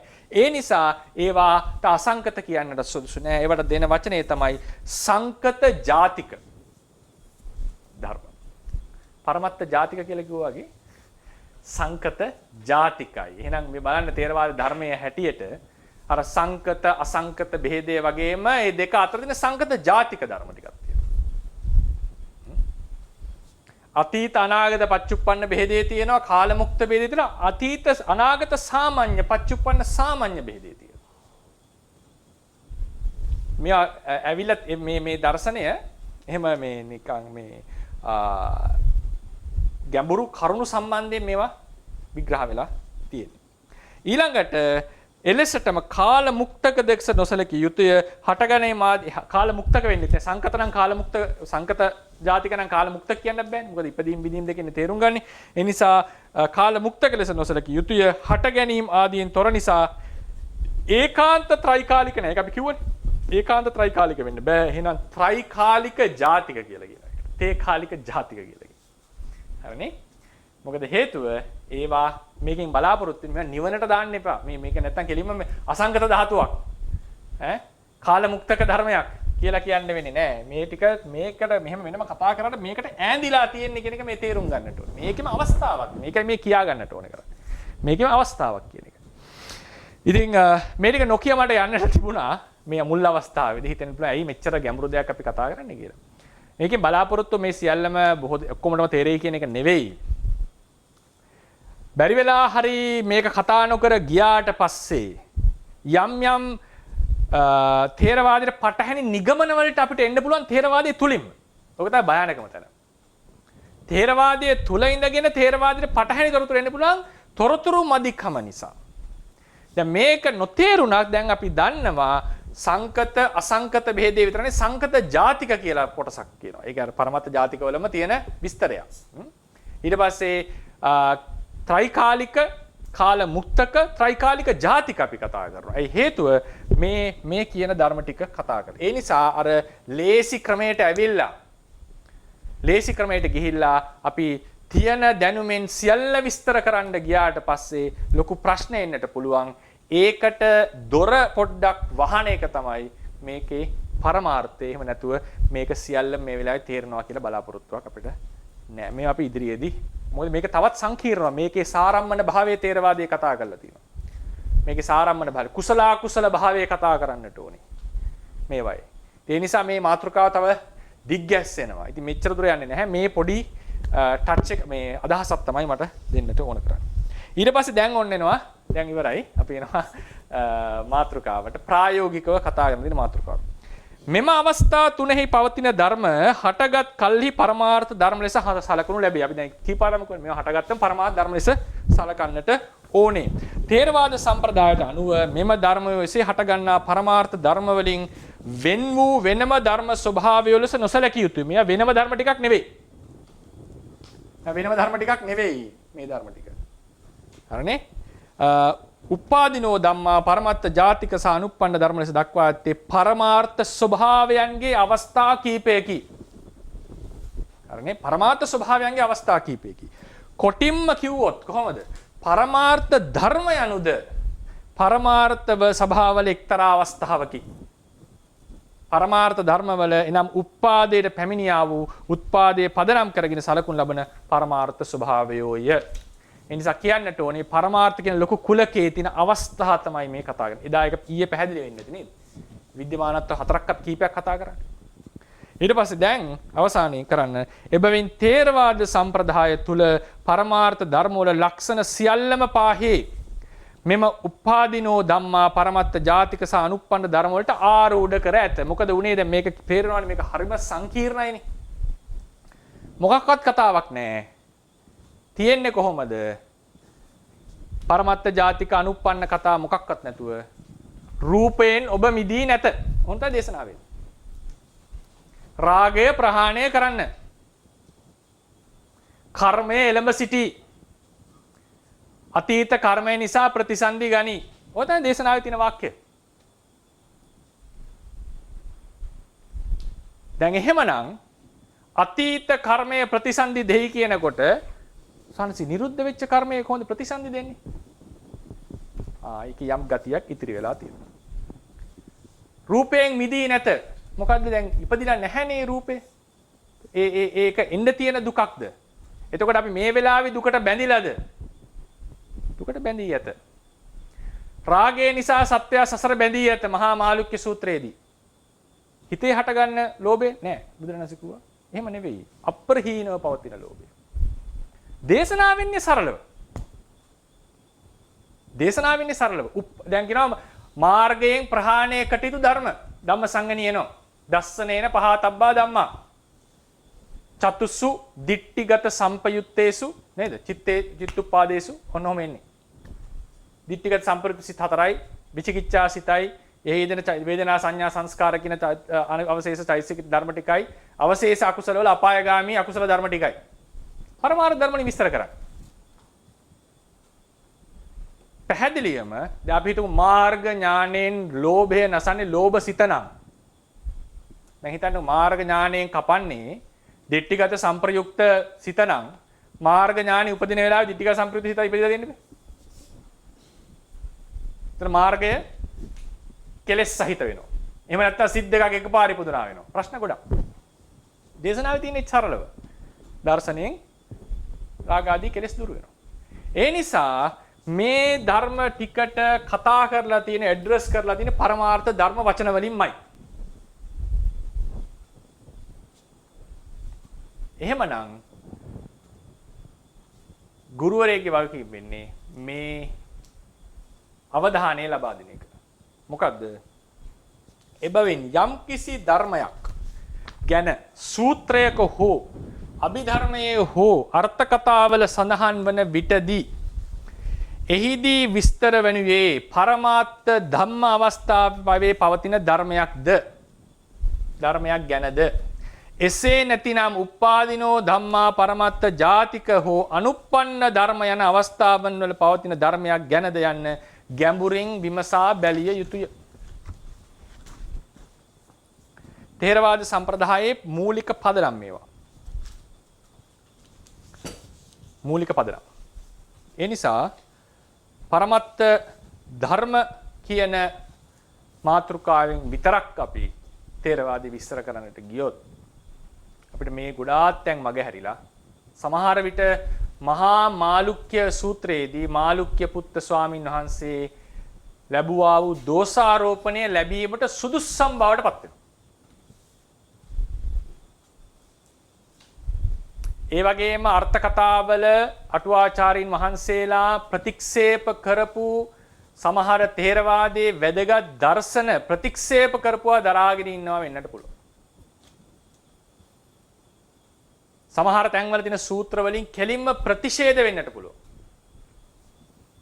ඒ නිසා අපි අදින් අවසන් කරනවා සංකත පරමාර්ථ කියන එකේ හැඳින්වීම බලාපොරොත්තු වන්නේ මේ පාඩම් මාලාවේ මෙතෙක් කරපු පාඩම් වලින් බලාපොරොත්තු වෙන්නේ පරමාර්ථ කියන ස්වභාවයේ සංකත පරමත්ත කියන එකේ අවස්ථා හතරක් අපි කතා කරා.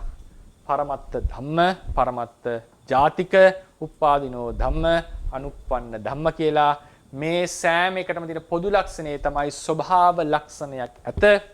නමුත් ඒ ස්වභාව ලක්ෂණය විද්‍යමාන වෙන අවස්ථා විදිය කිනකට වෙනස්.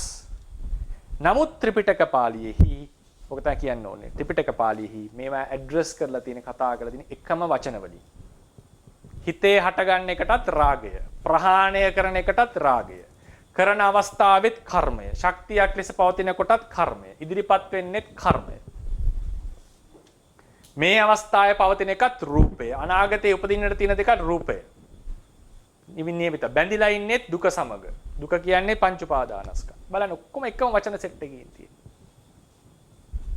සම්ප්‍රදායක වැදගත්කම තියෙන්නේ ඔකට. ඔන්න වෙන්නේ මොකද්ද? මේ වචන මාලාවම දැන් බලන්න නානා විදිහට විස්තර වෙන්නට පුළුවන්. නානා විදිහට විස්තර වෙන්නට පුළුවන්. මම එක උදාහරණයකින් අවසන් කරන්න. ඒකේ වැදගත්කම සම්ප්‍රදායක් කියන එක ඇත්තටම කිව්වොත් බුද්ධ ශාසනයේ හරය බුද්ධ දේශනාව. කතාව හරි. බුද්ධ ශාසනයේ හරය බුද්ධ දේශනාව. මේ බුද්ධ දේශනාවට බුද්ධ දේශනාව වැදගත් වන්නේ අපට ඒ අප කෙසේද තේරුම් ගත්තේ කියන එක මතයි. බුද්ධ දේශනාව ඕන කෙනෙක්ට ඇහෙන්න පුළුවන්. තිරිසනෙට ඇහෙන්න පුළුවන්. අන්‍ය ලබ්ධිකයට ඇහෙන්න පුළුවන්. ප්‍රයෝජනයක් නැහැ. බුද්ධ දේශනාවේ ප්‍රයෝජනයක් වන්නේ ඔබ කෙසේ තේරුම් ගත්තාද කියන එක උඩයි. සමහර වෙලාවට අපි අටුවාව ප්‍රතික්ෂේප කරනවා. මේක පසු කාලීන කියලා. ඒ කියන්නේ ඔබ ඔබේ අටුවාවක් ලියන්න. අටුවාව කියලා කියන්නේ බුදුරජාණන් වහන්සේගේ ධර්මය යම් ශ්‍රාවක කොට්ඨාසයක් විසින් ථේරවාදී අටුවාව විවරණය කරපු ක්‍රමය. සමහර කොටස් බුදුන්ගෙන්ම සිට පැමිණලා තියෙනවා. සමහර කොටස් උන්වහන්සේගේ ශ්‍රාවකයන් විසින් විවරණය කරලා තියෙනවා. බහුතරයක්.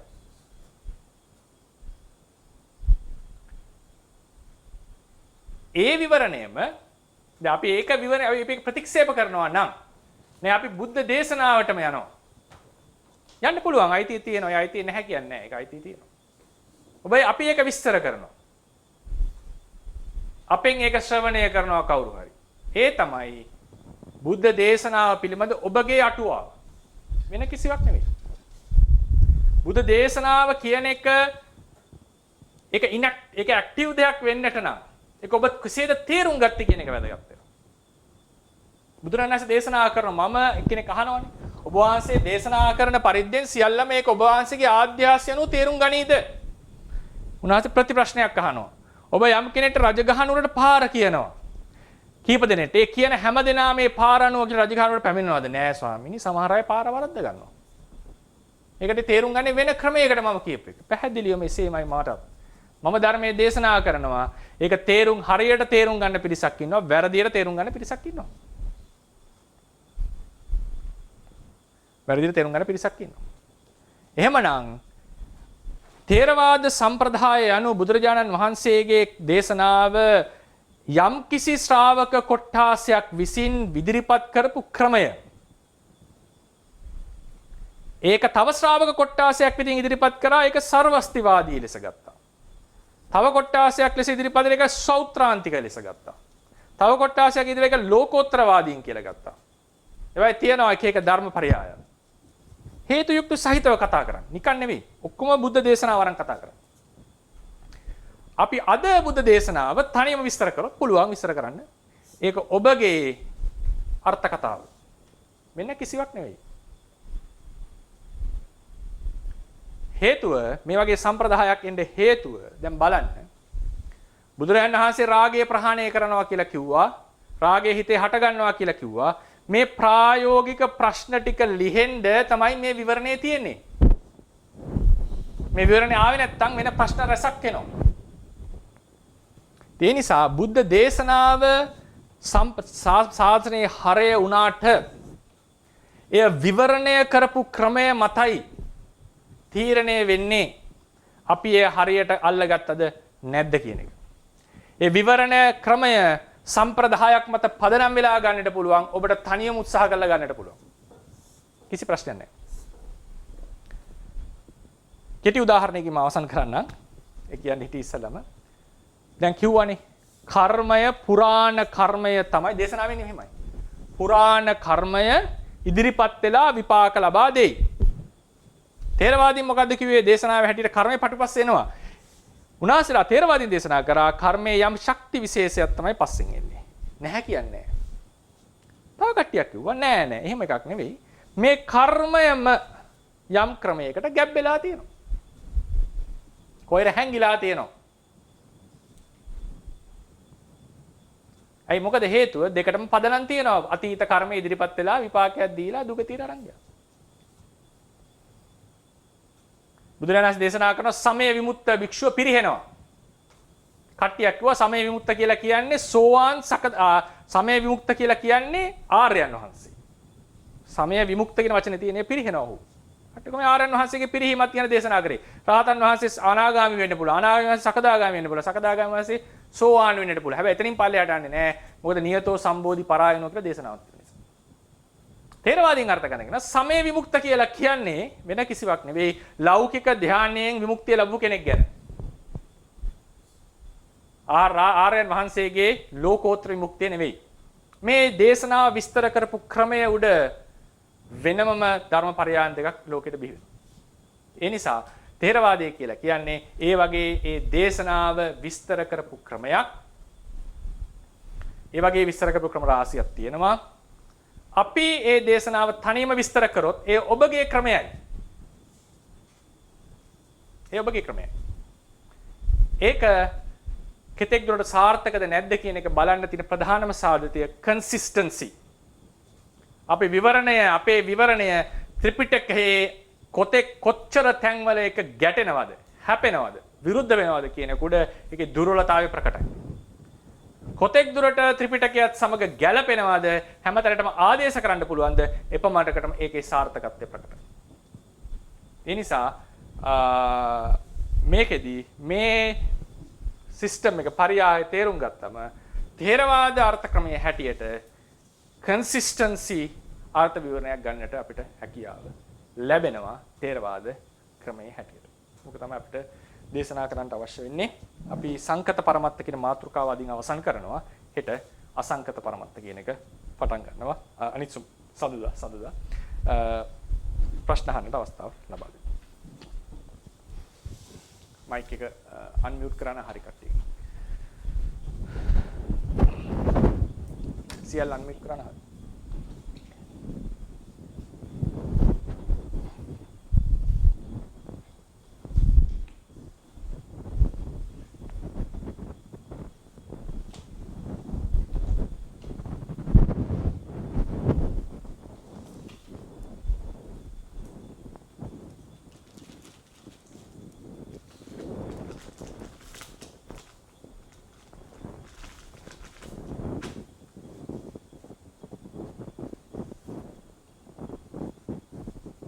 හරිද? අන්මියුට් කරන්න. ප්‍රශ්න අහන්නට පුළුවන් අවශ්‍යයි.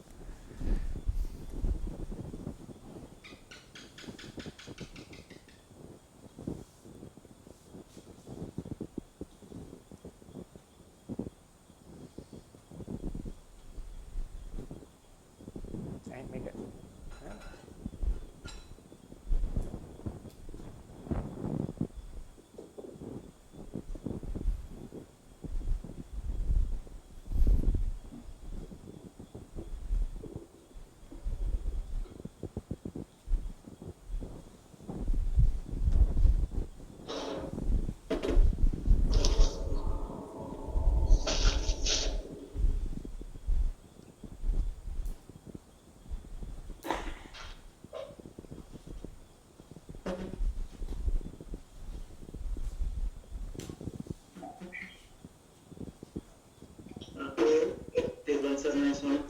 තෙරුවන් සරණයි.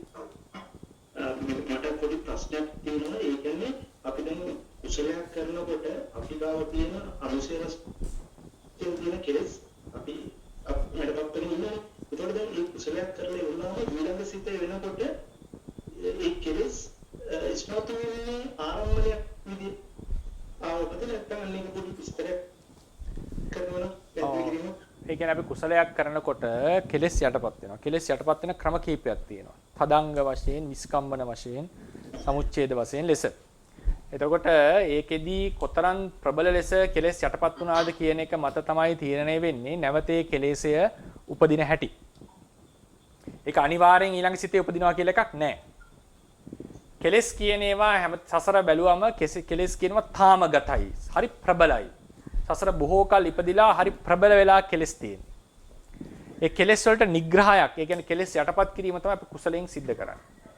හැබැයි ඒ කුසලයෙන් කරන කෙලස් යටපත් කිරීමේ මට්ටම් තියෙනවා. ගැඹුරින් යටපත් වෙනවා, සාමාන්‍ය විදිහට යටපත් වෙනවා. ඉතින් ඒක යටපත් වීම දුර්වල නම් ඉක්මනින් නැගී සිටින්නට පුළුවන්. ප්‍රබල යටපත් වීමක් කරොත් බොහෝ සෙයින් යටපත් වෙලා තියෙන්නට පුළුවන්. ඊළඟට ඒ විතරක් නෙවෙයි අපි කුසලයක් කරාම කෙලෙස් යටපත් වුණාම අපි නැවත උත්සාහ කරන්නට ඕනේ ඒක යටපත් කරගන්නට. එහෙම නැත්නම් අපි උදාහරණයකට දැන් අනුසය කියලා කියන්නේ චිත්‍ර බලපාන ධර්මයක්නේ නිතරම පසුපස්ස එන ධර්ම ගතිය. දැන් කුසල පැත්තේ නැහැ අනුසයක්. කුසල පැත්තේ නැහැ අනුසයක්. අකුසල පැත්තේම අනුසය තියෙනවා. කුසල පැත්තේ තියෙන උපනිශ්‍රය. අකුසල පැත්තේ උපනිශ්‍රය අනුසය දෙකම තියෙනවා. අනේ උපනිශ්‍රය අනුසය දෙකම තියෙනවා. මම හිතන්නේ කවුරු මයික් එකක් ඔන් කරගෙන. හරි. මයික් එක ඔෆ් කරන්න හරියන්නේ. ඉතින් කුසල පැත්තේ තියෙන්නේ උපනිශ්‍රේ විතරයි අනුසය කියලා එකක් නැහැ. ඉතින් මොකද වෙන්නේ අපේ චිත්තසංතානය මේ අනුසය හේතු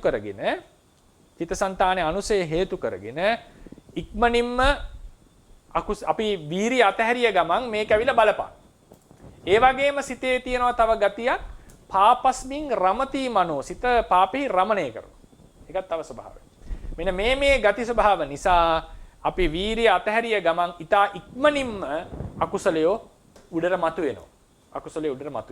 හැබැයි කුසල් එහෙම මතුවෙන්නේ නැහැ. කුසල් මතුවෙන්නේ නැහැ. අපිට අකුසලයට තමයි හිත බර. අපි අකුසල් යටපත් කරගෙන තමයි කුසලය මේන්ටේන් කරන්න ඕනේ. ඊට සිහිය කියන එක වැදගත් වෙනවා. සතිය කියන එක වැදගත් වෙන්නේ ඒ නිසායි. සතිය යනු අකුසල ධර්ම වලට මතුවෙන්නට නොදී බලපවත්වන ශක්තිය. අකුසල ධර්ම සතිය කියන්නේ වර්තමාන මොහොතේ අවධානය නෙවෙයි. වර්තමාන මොහොතේ අවධානය තියෙන බල අකුසල හිතෙනවා. දැන් පූසෙක්ට එහෙම තියෙන්නේ. වර්තමාන මොහොතේ සතිය කියලා කිව්වොත් ඒක ධර්මයට එකඟ වෙන ප්‍රකාශනයක් නෙවෙයි.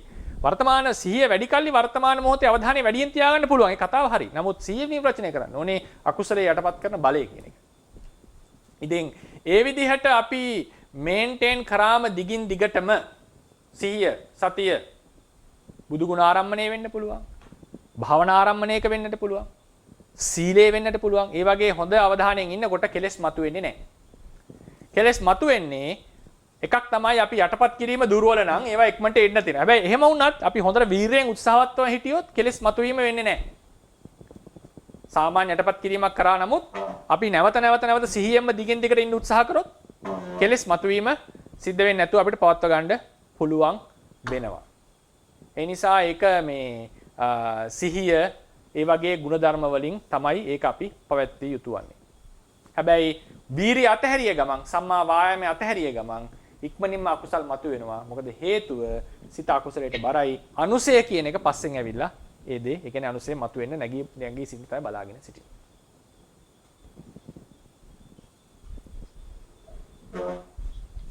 පැහැදිලි වුණාද? ඒකේ තියෙනවද අපැහැදිලිකම?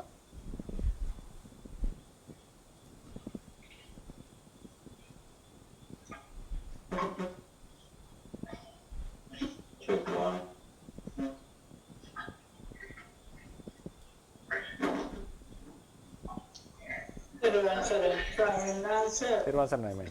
මොකද අංජනීය කියලා කෙනෙක් කතා කරන්නේ මේ ප්‍රවෘත්ති විපාක ඉදිරිපත් වීමේදී උපාදිනෝ ධම්මා කියන ඒක අදාළ වෙනවා. ඔව් ප්‍රවෘත්ති විපාක වලට ගත්තම ඔව් බොහොම හොඳ ප්‍රශ්නයක්. ඒ ප්‍රවෘත්ති විපාක වලට දැන් උදාහරණයකට ප්‍රතිසන්දි හිත ප්‍රතිසන්දි විපාකය කියන්නේ ප්‍රතිසන්දිතේ පහළ වීම විතරයිනේ. ප්‍රතිසන්දි පහළ විතරයි ප්‍රතිසන්දි විපාක කියලා කියන්නේ. දැන් භවාංග සිත් පහළ වෙනවා කියන්නේ ප්‍රවෘත්ති විපාක. නේද? ඒතකොට භවාංග සිත් පහළ වෙනවා කියන්නේ මේකට උපාදිනෝ ධර්ම කියලා කියනවා. ඊට පස්සේ සමහර කර්ම තියෙනවා අවකාශ ලබනවා. ඔය ප්‍රවෘත්ති අවස්ථාවලදී. ඒ වෙලාවෙත් උපදින්නට තියෙන විපාක චිත්තචෛසික ධර්මයෝ ඒ කර්මයේ අවකාශ ලැබුවට පස්සේ ඒවටත් කියනවා උපාදිනෝ ධම්මා කියලා. ඒ නිසා ප්‍රවෘත්ති අවස්ථාවෙත් ප්‍රතිසන්දි අවස්ථාවෙත් මේ දෙකේම ඒ කියන්නේ චක්කු විඥානේ උපාදිනෝ ධර්මයක් වෙනවා. අවකාශ ලැබලා තිනවා නම් කර්මය විපාක ලබා දෙන්නට නියමිත නම් ඒ වෙලාවේදී ඒක උපාදිනෝ ධර්මයක් ලෙස අරගෙන.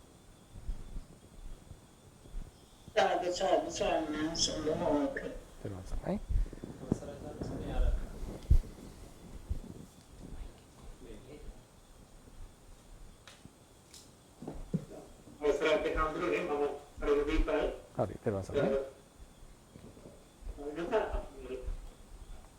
කාල විමුක්ත අතීත අනාගත පච්චුප්පන්න කාල විමුක්ත වෙන්නේ කියන්නේ අර විභවයේ අවස්ථාවේදී සමිනෝසේ ධර්මයේ කාල විමුක්ත වෙන්නේ නෑ නෑ එතකොටත් කාල විමුක්ත වෙන්නේ නෑ.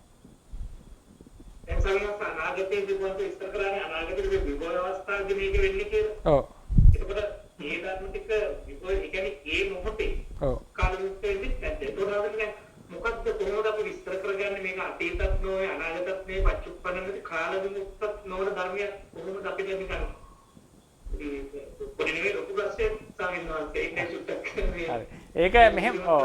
ඒක මෙහෙමයි කාල විමුක්ත නොවෙන්නේ ඒක තමයි අපි කිව්වේ අර මේ වෙනම ධර්මයක් නෙවෙයිනේ මහත්මයා. මේ වෙනම ධර්මයක් නෙවෙයි එක පොයින්ට් එකක්. වෙනම ධර්මයක් නෙවෙයි. මේ උපදින්නට තියෙන ධර්මයේම අවස්ථාවක් මේ කතා කරන්නේ. ඒ නිසා පරමත්ත ධර්ම කියනවා කාල භේදයෙන් කතා කරනවා. ඒ පරමත්ත ධර්මම හටගන්නට කලින් විභව වශයෙන් පවතින අවස්ථාව. ඒ නිසා ඒකට තේරුම් ගන්න යන්න කෙලිම පොදු ලක්ෂණයට. පරමත්ත කතාවට යන්න. පරමත්ත කතාවට ගියාම මේ සියලු දෙනාම ඒ ආවේනික ලක්ෂණේ යුක්තයි. තම තමන්ට ආවේනික ලක්ෂණේ යුක්තයි. ඒ නිසා මේක වෙනමම ධර්මයක් නෙවෙයි. එහෙමනම් ඒ ලෝභයේ එහෙම නැත්නම් විපාක ධර්මයේහි නැත්නම් විලෝභය කියලා හිතන ලෝභයේහි පවතින අවස්ථාවක්. ලෝභයේ පවතින අවස්ථාවක්. ඉතින් ඒ නිසා ඒ ලෝභයම තමයි හටගෙන නිරුද්ධ වන්නේ. අනාගතේ හටගෙන නිරුද්ධ වන්නේ. ඒ නිසා මේක සම්පූර්ණයෙන් කාලයෙන් මිදිලා නැහැ. මේ වෙලාවේ අපි කතා කරන්නේ නැහැ. මොකද අපි විභව අවස්ථාවට විතරයි අවධානය දෙන්නේ. ඒ නමුත් අර හටගන්න එකට සම්බන්ධයි මෙයා. ඉමේ ධම්මා uppajjissanti niruddhissanti. මේ ධර්මය හටගෙන නිරුද්ධ වෙනවා කියලා අපිට කියන්නට පුළුවන්. ඒ නිසා මේක කාලයට ඈඳෙනවා. කාලයට ආන්දනවා. මොකද මේ සම්බන්ධයක් තියෙනවා යම් කිසි ක්‍රමයකට. මොකද මේ හටගන්න මේ තියෙන්නෙම ස්වභාව ධර්මයක්. කාලත්‍රයට යම් පරමාර්ථ ධර්ම ලෙස පහළ වුණාම කාලත්‍රයට වැටෙන ස්වභාව ධර්මයක්. ඒ නිසා මේක ත්‍රිකාලිකයි කියලා. මොකද ඒක ඉපදෙනවා, නිරුද්ධ වෙනවා. ඊට පස්සේ ඉපදිලා නිරුද්ධ වුණාට පස්සේ ඒක අතීත වෙනවා. ඉපදිලා පවතින වාසය වර්තමාන වෙනවා. ඊට පස්සේ අර ඉපදින අවස්ථාව අනාගත උපදින දින අවස්ථාව ගත්තම අනාගත ලෙසත් හඳුන්වන්නට පුළුවන්. ඉතින් ඒ නිසා මේකේ ඒ ත්‍රිකාලික භාවයෙන් සම්පූර්ණයෙන් මිදිච්ච බවක් නැහැ. ඒ මිදිච්ච නැති බවට තියෙන හොඳම සාධකය තමයි ඒකට තියෙන තේරුම් ගන්න තියෙන පොයින්ට් එක තමයි මේ ඔක්කොම එකම ගොඩේ තියෙන ධර්ම. ඒ කියන්නේ අර පොදු අපි කියන්නේ පරමත්ත කියලා මාතෘකාව කීය කතා කරන්නේ. පරමත්ත ස්වභාව ලක්ෂණේ යුක්තයි මේ සියලු දෙනාම. ඒ ස්වභාව ලක්ෂණේ යුක්තකව ගත්තම අපිට තේරෙනවා මේ පරමත්ත ධර්මම තමයි වෙන විදිහකට තියෙන්නේ වෙන ක්‍රමයකට. පරමත්ත ධර්ම කියලා සැලකියුතු දේවල්ම තමයි මේ තියෙන්නේ. ඒ නිසා තමයි තේරවාදී කියන්නේ අනුසේ ලෝභයමයි හටගන්නේ. එන්න ඒ කියන එකෙන් තමයි මේක ත්‍රිකාලික පැත්තට තල්ලු වෙන්නේ. පැහැදිලි වුණාද? ඒ කියන්නේ ඒ අර ස්වභාව ලක්ෂණයක් තියෙන පොදු ලක්ෂණයක්. පරමත්ත ලක්ෂණේ. ඒ පරමත්ත ලක්ෂණය අවිද්‍යමාන මොකද අනුසේ අවස්ථාවේදී උපාදින අවස්ථාවේදී නැහැ නෙවෙයි. ඒ ලක්ෂණයෙන් තමයි අපි කතා කරන්නේ. එතකොට එහෙම නිසා කියන්න වෙන්නේ ඒ පරමත්ත කියන ගති ස්වභාවයම එක්තරා අවස්ථාවක් නේ. එක්තරා අවස්ථාවක්. ඒ ගතියම තමයි හටගෙන නිරුද්ධ වෙන්නේ. හටගෙන නිරුද්ධ වෙන අවස්ථාව සලකලා තමයි අතීත අනාගත පච්චුප්පන්න කියන ભેදය අපි කතා කරන්නේ. නමුත් අර පවතින අවස්ථාවේදී ඒ ભેදයට යන්නේ නැහැ. නමුත් ඒක සම්පූර්ණයෙන් කාලත්‍රේ විනිර්මුක්ත වන්නේ නැහැ. දැන් නිර්වාණය කියන එක එහෙම එකක් නෙවෙයි. නිර්වාණය නෑ මේ වගේ අවස්ථා. නිර්වාණය කෙලින්ම එකම ධර්මයක්. ඒකේ උපාදිත භංග එක කතාවක් නැහැ. ලෝභයම නෙවෙයි. ලෝභයේ උපාදිත භංග කියන අවස්ථාව එක කතා කරනවා. ඒවට නැතුවත් නිදාගින්න අවස්ථාවක් ගැන අපි කතා කරනවා. ඒ නිදාගෙන ඉන්න අවස්ථාව කාල මුක්තක කරන්ට ඕනේ නම් අපිට කියන්න වෙනවා නැගිටින ලෝභයයි නිදාගෙන ඉන්න ලෝභයයි ධර්ම දෙකක් කියලා. ඒ දෙක ධර්ම දෙකක් කිව්වොත් කවුරු හරි එදාට කියන්නට පුළුවන් ආයෙනම් මේක කාලත්‍රයට අයිති නැති ධර්මයක් කියලා. ඒ බෝඩර් එක ගහන්න බැරි නිසා තමයි ගහන්න නැති නිසා තමයි මේක කාලත්‍රයට ඈඳලා කතා කරලා තියෙන්නේ. තාමත් ඒ ගැටලුව තියෙනවද? සමහරවිට 95ක් විතර විසඳුනා ප්‍රශ්නේ මේ ගැටලුව මේ සමහරවිට මේ දැන් ප්‍රත්‍යක්ෂ සහ නිර්වාණය ඒකාන්ත වශයෙන්ම කාල විමුක්තයි කියමුත් හරියටම ප්‍රඥප්තිය කාල නිර්වාණය කාල විමුක්ත වීමයි ප්‍රඥප්තිය කාල විමුක්ත වීමයි ක්‍රම දෙකකට වෙන්නේ. ප්‍රඥප්තිය කාල විමුක්ත වෙන්නේ ප්‍රඥප්තිය අවිද්‍යමානයි. අවිද්‍යමාන ධර්මයක හට ගැනීමක් නැහැ. ඒ නිසයි ප්‍රඥප්තිය කාල මුක්තක වෙන්නේ. නිර්වාණය කාල මුක්තේ කනිවානේ විද්‍යමානයි. හැබැයි හට ගැනීමක් නැහැ. ඒ නිසා නිර්වාණයේ ප්‍රඥප්තියේ කාල මුක්තක භාවය සම්පූර්ණ වෙනස් ක්‍රම දෙකකින් තේරුම් ගන්න ඕනේ. එතකොට සංකත පැත්තට හැම ලෝභය කියන ගතිය ගන්න, ලෝභය කියන ගතියට හිත දෙන්න. ඒ ලෝභය කියන ගතිය පරමත්ත ධර්ම කියන අවස්ථාවෙන් සලකනකොට අපිට අතීත අනාගත පච්චුප්පන්න ભેදයෙන් ගන්නට පුළුවන්. ඒක විභවයක් ලෙස පවතින අවස්ථාවේදී ඒකට අතීත අනාගත පච්චුප්පන්න ભેදේ කතා කරන්න බෑ. මොකද විභව අවස්ථාවට විතරයි පොයින්ට් කරන්නේ. උපදින අවස්ථාව නෙමෙයි කතා කරන්නේ. විභව අවස්ථාවේදී. නමුත් ඒ විභවයම තමයි මේ හට ගැනීමට ලක් වෙන්නේ. ඒකින්ද ඒ විභව අවස්ථාවයි පරිඋත්ථානයයි දෙකක් නෙවෙයි. ඒ නිසා තමයි මේක ත්‍රිකාලික ජාතික කියන කොටට වැටෙන්නේ.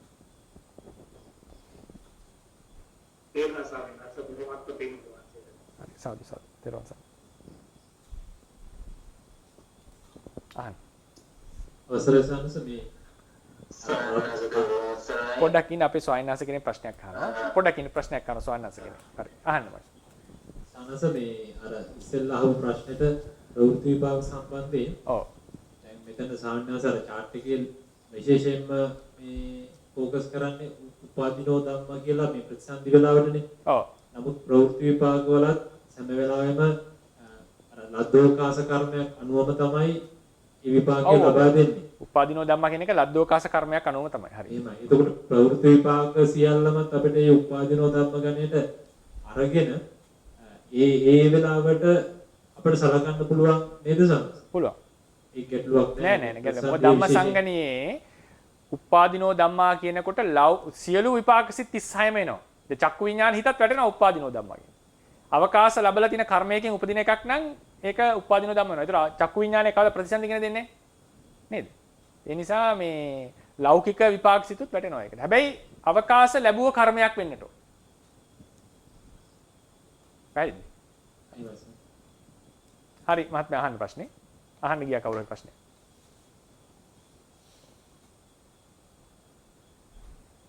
තේරුම් ගන්න සනසන ජීවිතේ කතාරනේ. හරි. ගිහි මාත්මේද? විජේරාමයි පන්සල්. විජේරාම නෙවෙයි. හරි කියන්න. කියන්න.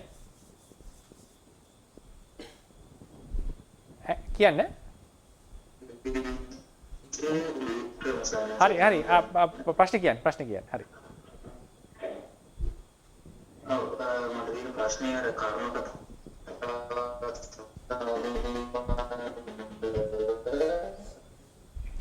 අපිට ඔබතුමාව ඇහෙන්නේ නැහනේ. මම හිතන්නේ කනෙක්ෂන් ප්‍රශ්නයක් තියෙනවා. ගැන කතා කරනකොට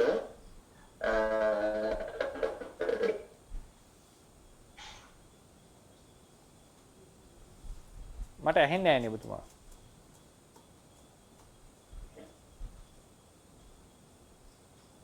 සංසි ප්‍රතිසන්දි ගැන කතා කරනකොට දැන් ප්‍රතිසන්දිය ලබා දෙනවා නැත්ද තීරණය වෙන්නේ කෙලෙස් කියන්නේ.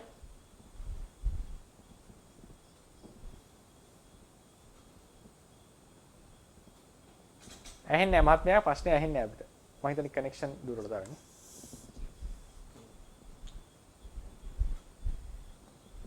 ඒක පුළුවන් නම් මේ ටයිප් කරලා දාන්න chat box එකට. එහෙම වුණොත් අපි ඒකට උත්තරයක් දෙන්න අනිත් දවස්. ඔබතුමාව ඇහෙන්නේ නැහැ අපිට සම්පූර්ණ.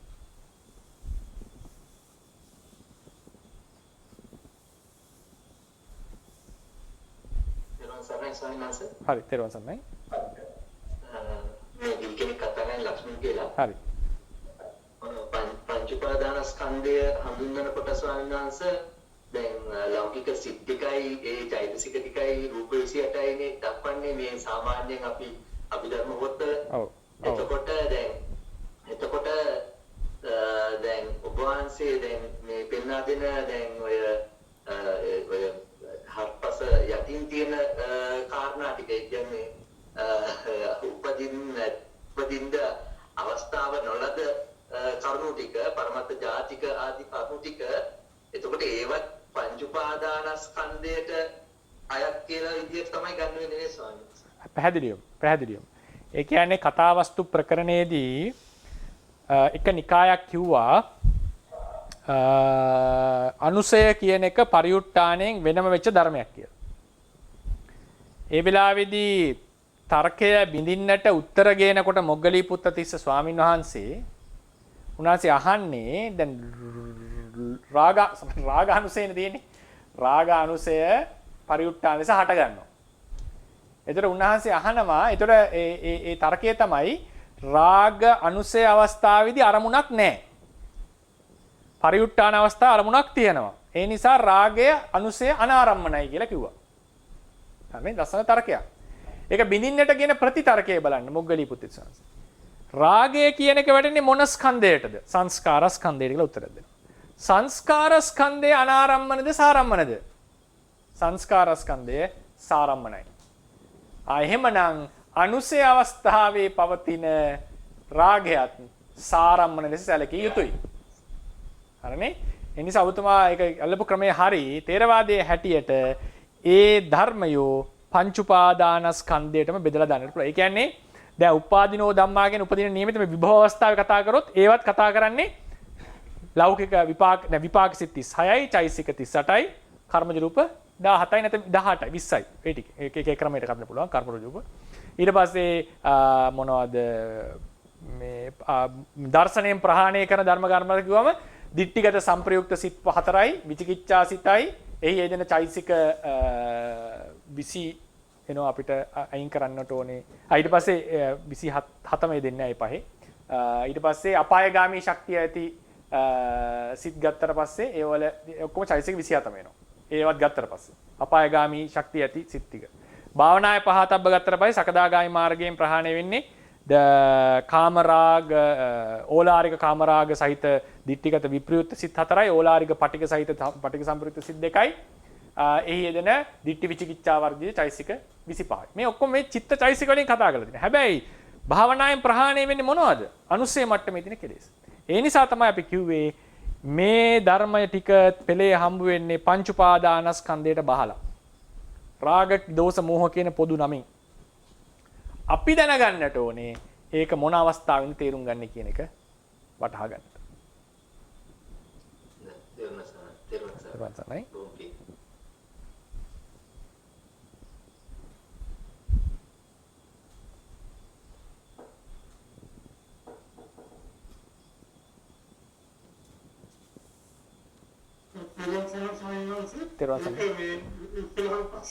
ඔව්. ඒක පංචස්පාදානස්කන්ධයට පත් වෙනකොට අර පරමාර්ථ ජාතික ස්වභාවයෙන් පරමාර්ථ ධම්ම ස්වභාවයට හරිද? එහෙම හිතන්න පුළුවන්. එහෙම තමයි කියන්න වෙන්නේ. ඒ අවස්ථා වෙනසක් වෙනවා. අවස්ථා වෙනසක් වෙනවා. පරමාර්ථ ජාති කියලා සාමාන්‍යයෙන් හඳුන්වන්නේ මහත්මයා මේ නාම ධර්ම තමයි තියෙන්නේ. කර්මය, කෙලෙසය, වාසනාව, ඒ වගේ වෙනම නාම ධර්ම ටිකක් තමයි තියෙන්නේ. පරමාර්ථ ජාතික කියලා කිව්වම. පරමාර්ථ ජාතික වලට රූප වැටෙන්නේ නැහැ. ඒ නිසා මේ අපිට කියන්න වෙන්නේ ලෝභය අනුසය අවස්ථාවේ ඉඳලා පරිඋත් ทาน අවස්ථාවට ආවා කියලා කියන්නේ. එහෙම තමයි කියන්නේ.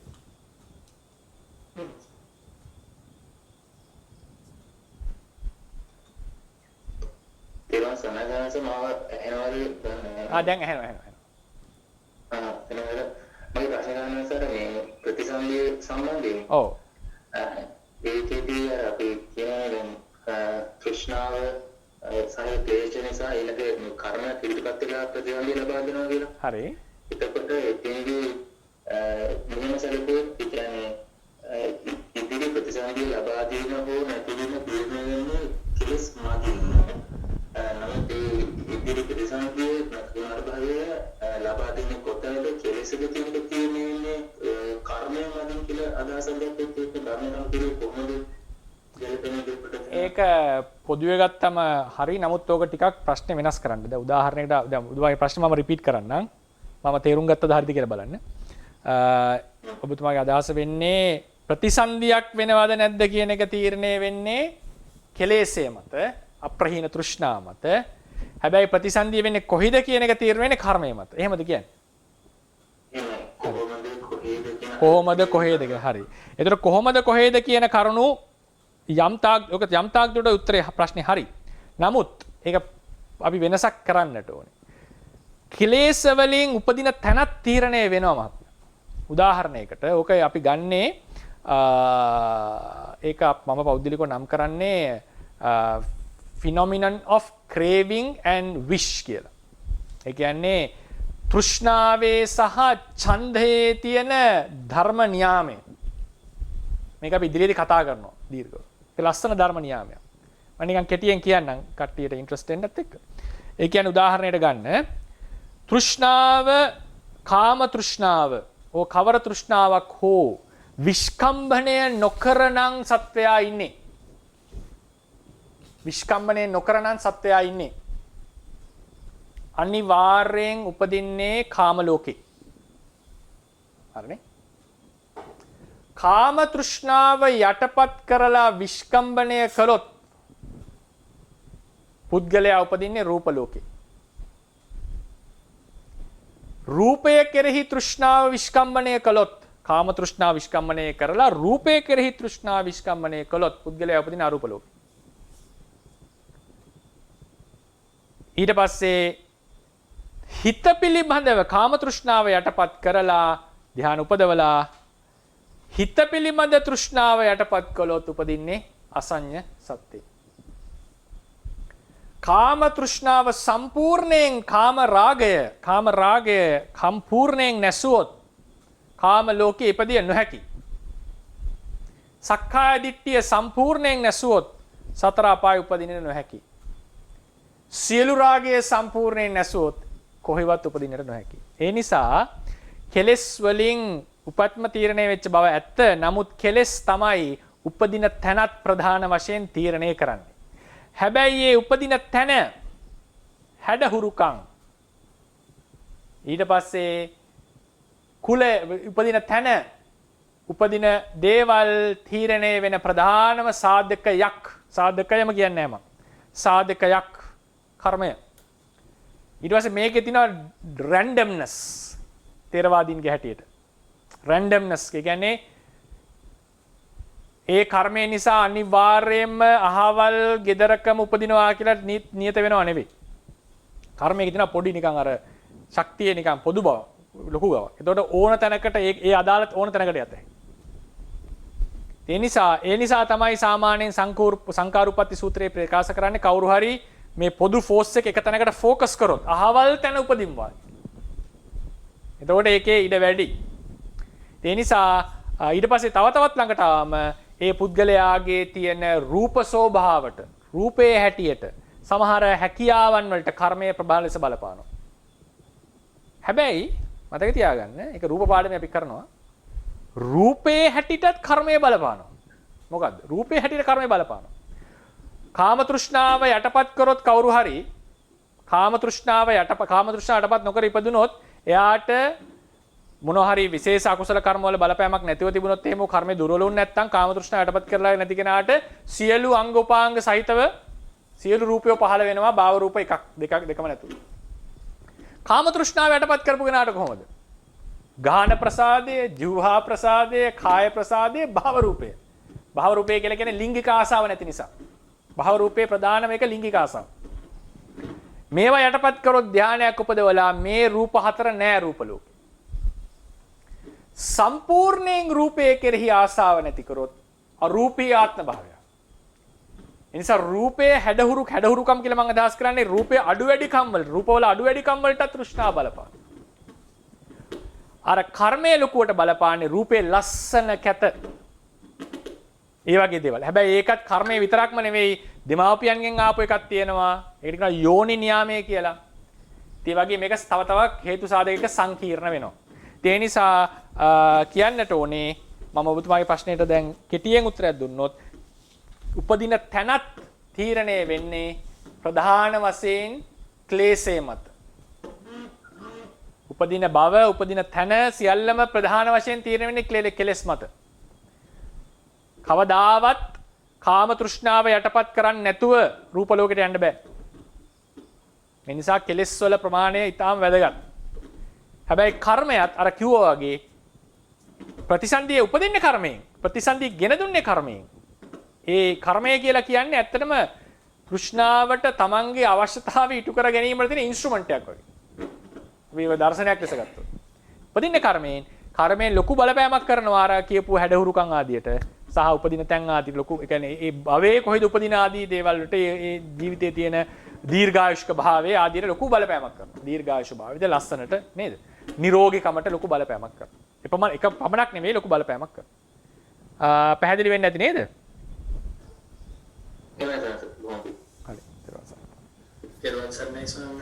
තෙරුවන් සරණයි. ශාක කියලා කෙනෙක් කතා කරන්නේ සායනාස මට තියෙන ගැටලුව තමයි පරමත්ත ජාතික ධර්ම සම්බන්ධයෙන්. එතකොට ඒ අඩම කරනකොට ස්වාමීන් වහන්සේ කිව්වා මේ පරමත්ත ජාතික ධර්ම කියන එක චිත්තසංතානයේ ඇසුරු කරගෙන පවතින්නේ හැබැයි සම්ප්‍රේත විදා නැහැ කියලා කියන්නේ චෛතසිකවලින්. එතකොට මට ප්‍රශ්නේ තියෙන්නේ දැන් අසංක වගේ තැනක ඉන්න කෙනෙක් පරමත්ත ජාතික ධම්ම කියන්නේ අතම කිව්ව කර්ම ශක්තිය මතුවෙලා ඒ කියන්නේ දැන් අර උපාදිනෝ ධර්ම වගේ එක හැමතිස්සම අදිනකොට පන්සේ නැන්දේ ප්‍රතිසන්දි යක් ලබා දෙනවා වගේ එතකොට අසඤ්ඤ සත්‍යේදී පරමර්ථ ජාතික ධර්ම දැන් සිතක් නැත්තම් එතකොට සංතානය ඇසුරු කරගෙන පවතින විදියකුත් නැහැ තේරෙන්නේ. එහෙම වුණොත් කොහොමද උපාදිනෝ ධර්ම ඒ කියන්නේ ඊළඟ භවයට උපාදිනෝ ධර්ම විදියට පහළ වෙන්නේ කොහොමද කියලා දැනගන්න කැමතියි. ඒක හොඳ ප්‍රශ්නයක්. මට ඒකට මේ වෙලාවේ එකපාර උත්තරයක් දෙන්න අමාරුයි. ඒක ඕකට උත්තරේ හොයන්න වෙන්නේ අපිට යමක ප්‍රකරණ ආදී පොත්වලින්. අපි ඒක ඊටම වැදගත් අත්‍යවශ්‍ය ප්‍රශ්නයක්. ඒකට මට හිතලා උත්තරයක් දෙනවට මම කැමති නැහැ. ඒ නිසා අපි ඒක මම අනිවාර්යෙන් ඒකට උත්තරයක් දෙන්නම්. තව පොඩ්ඩක් හොයලා බලන්න. බොහොම පිං මේ ප්‍රශ්නේ. එහෙමයි ස්වාමීන් වහන්සේ. තෙරුවන් සරණයි.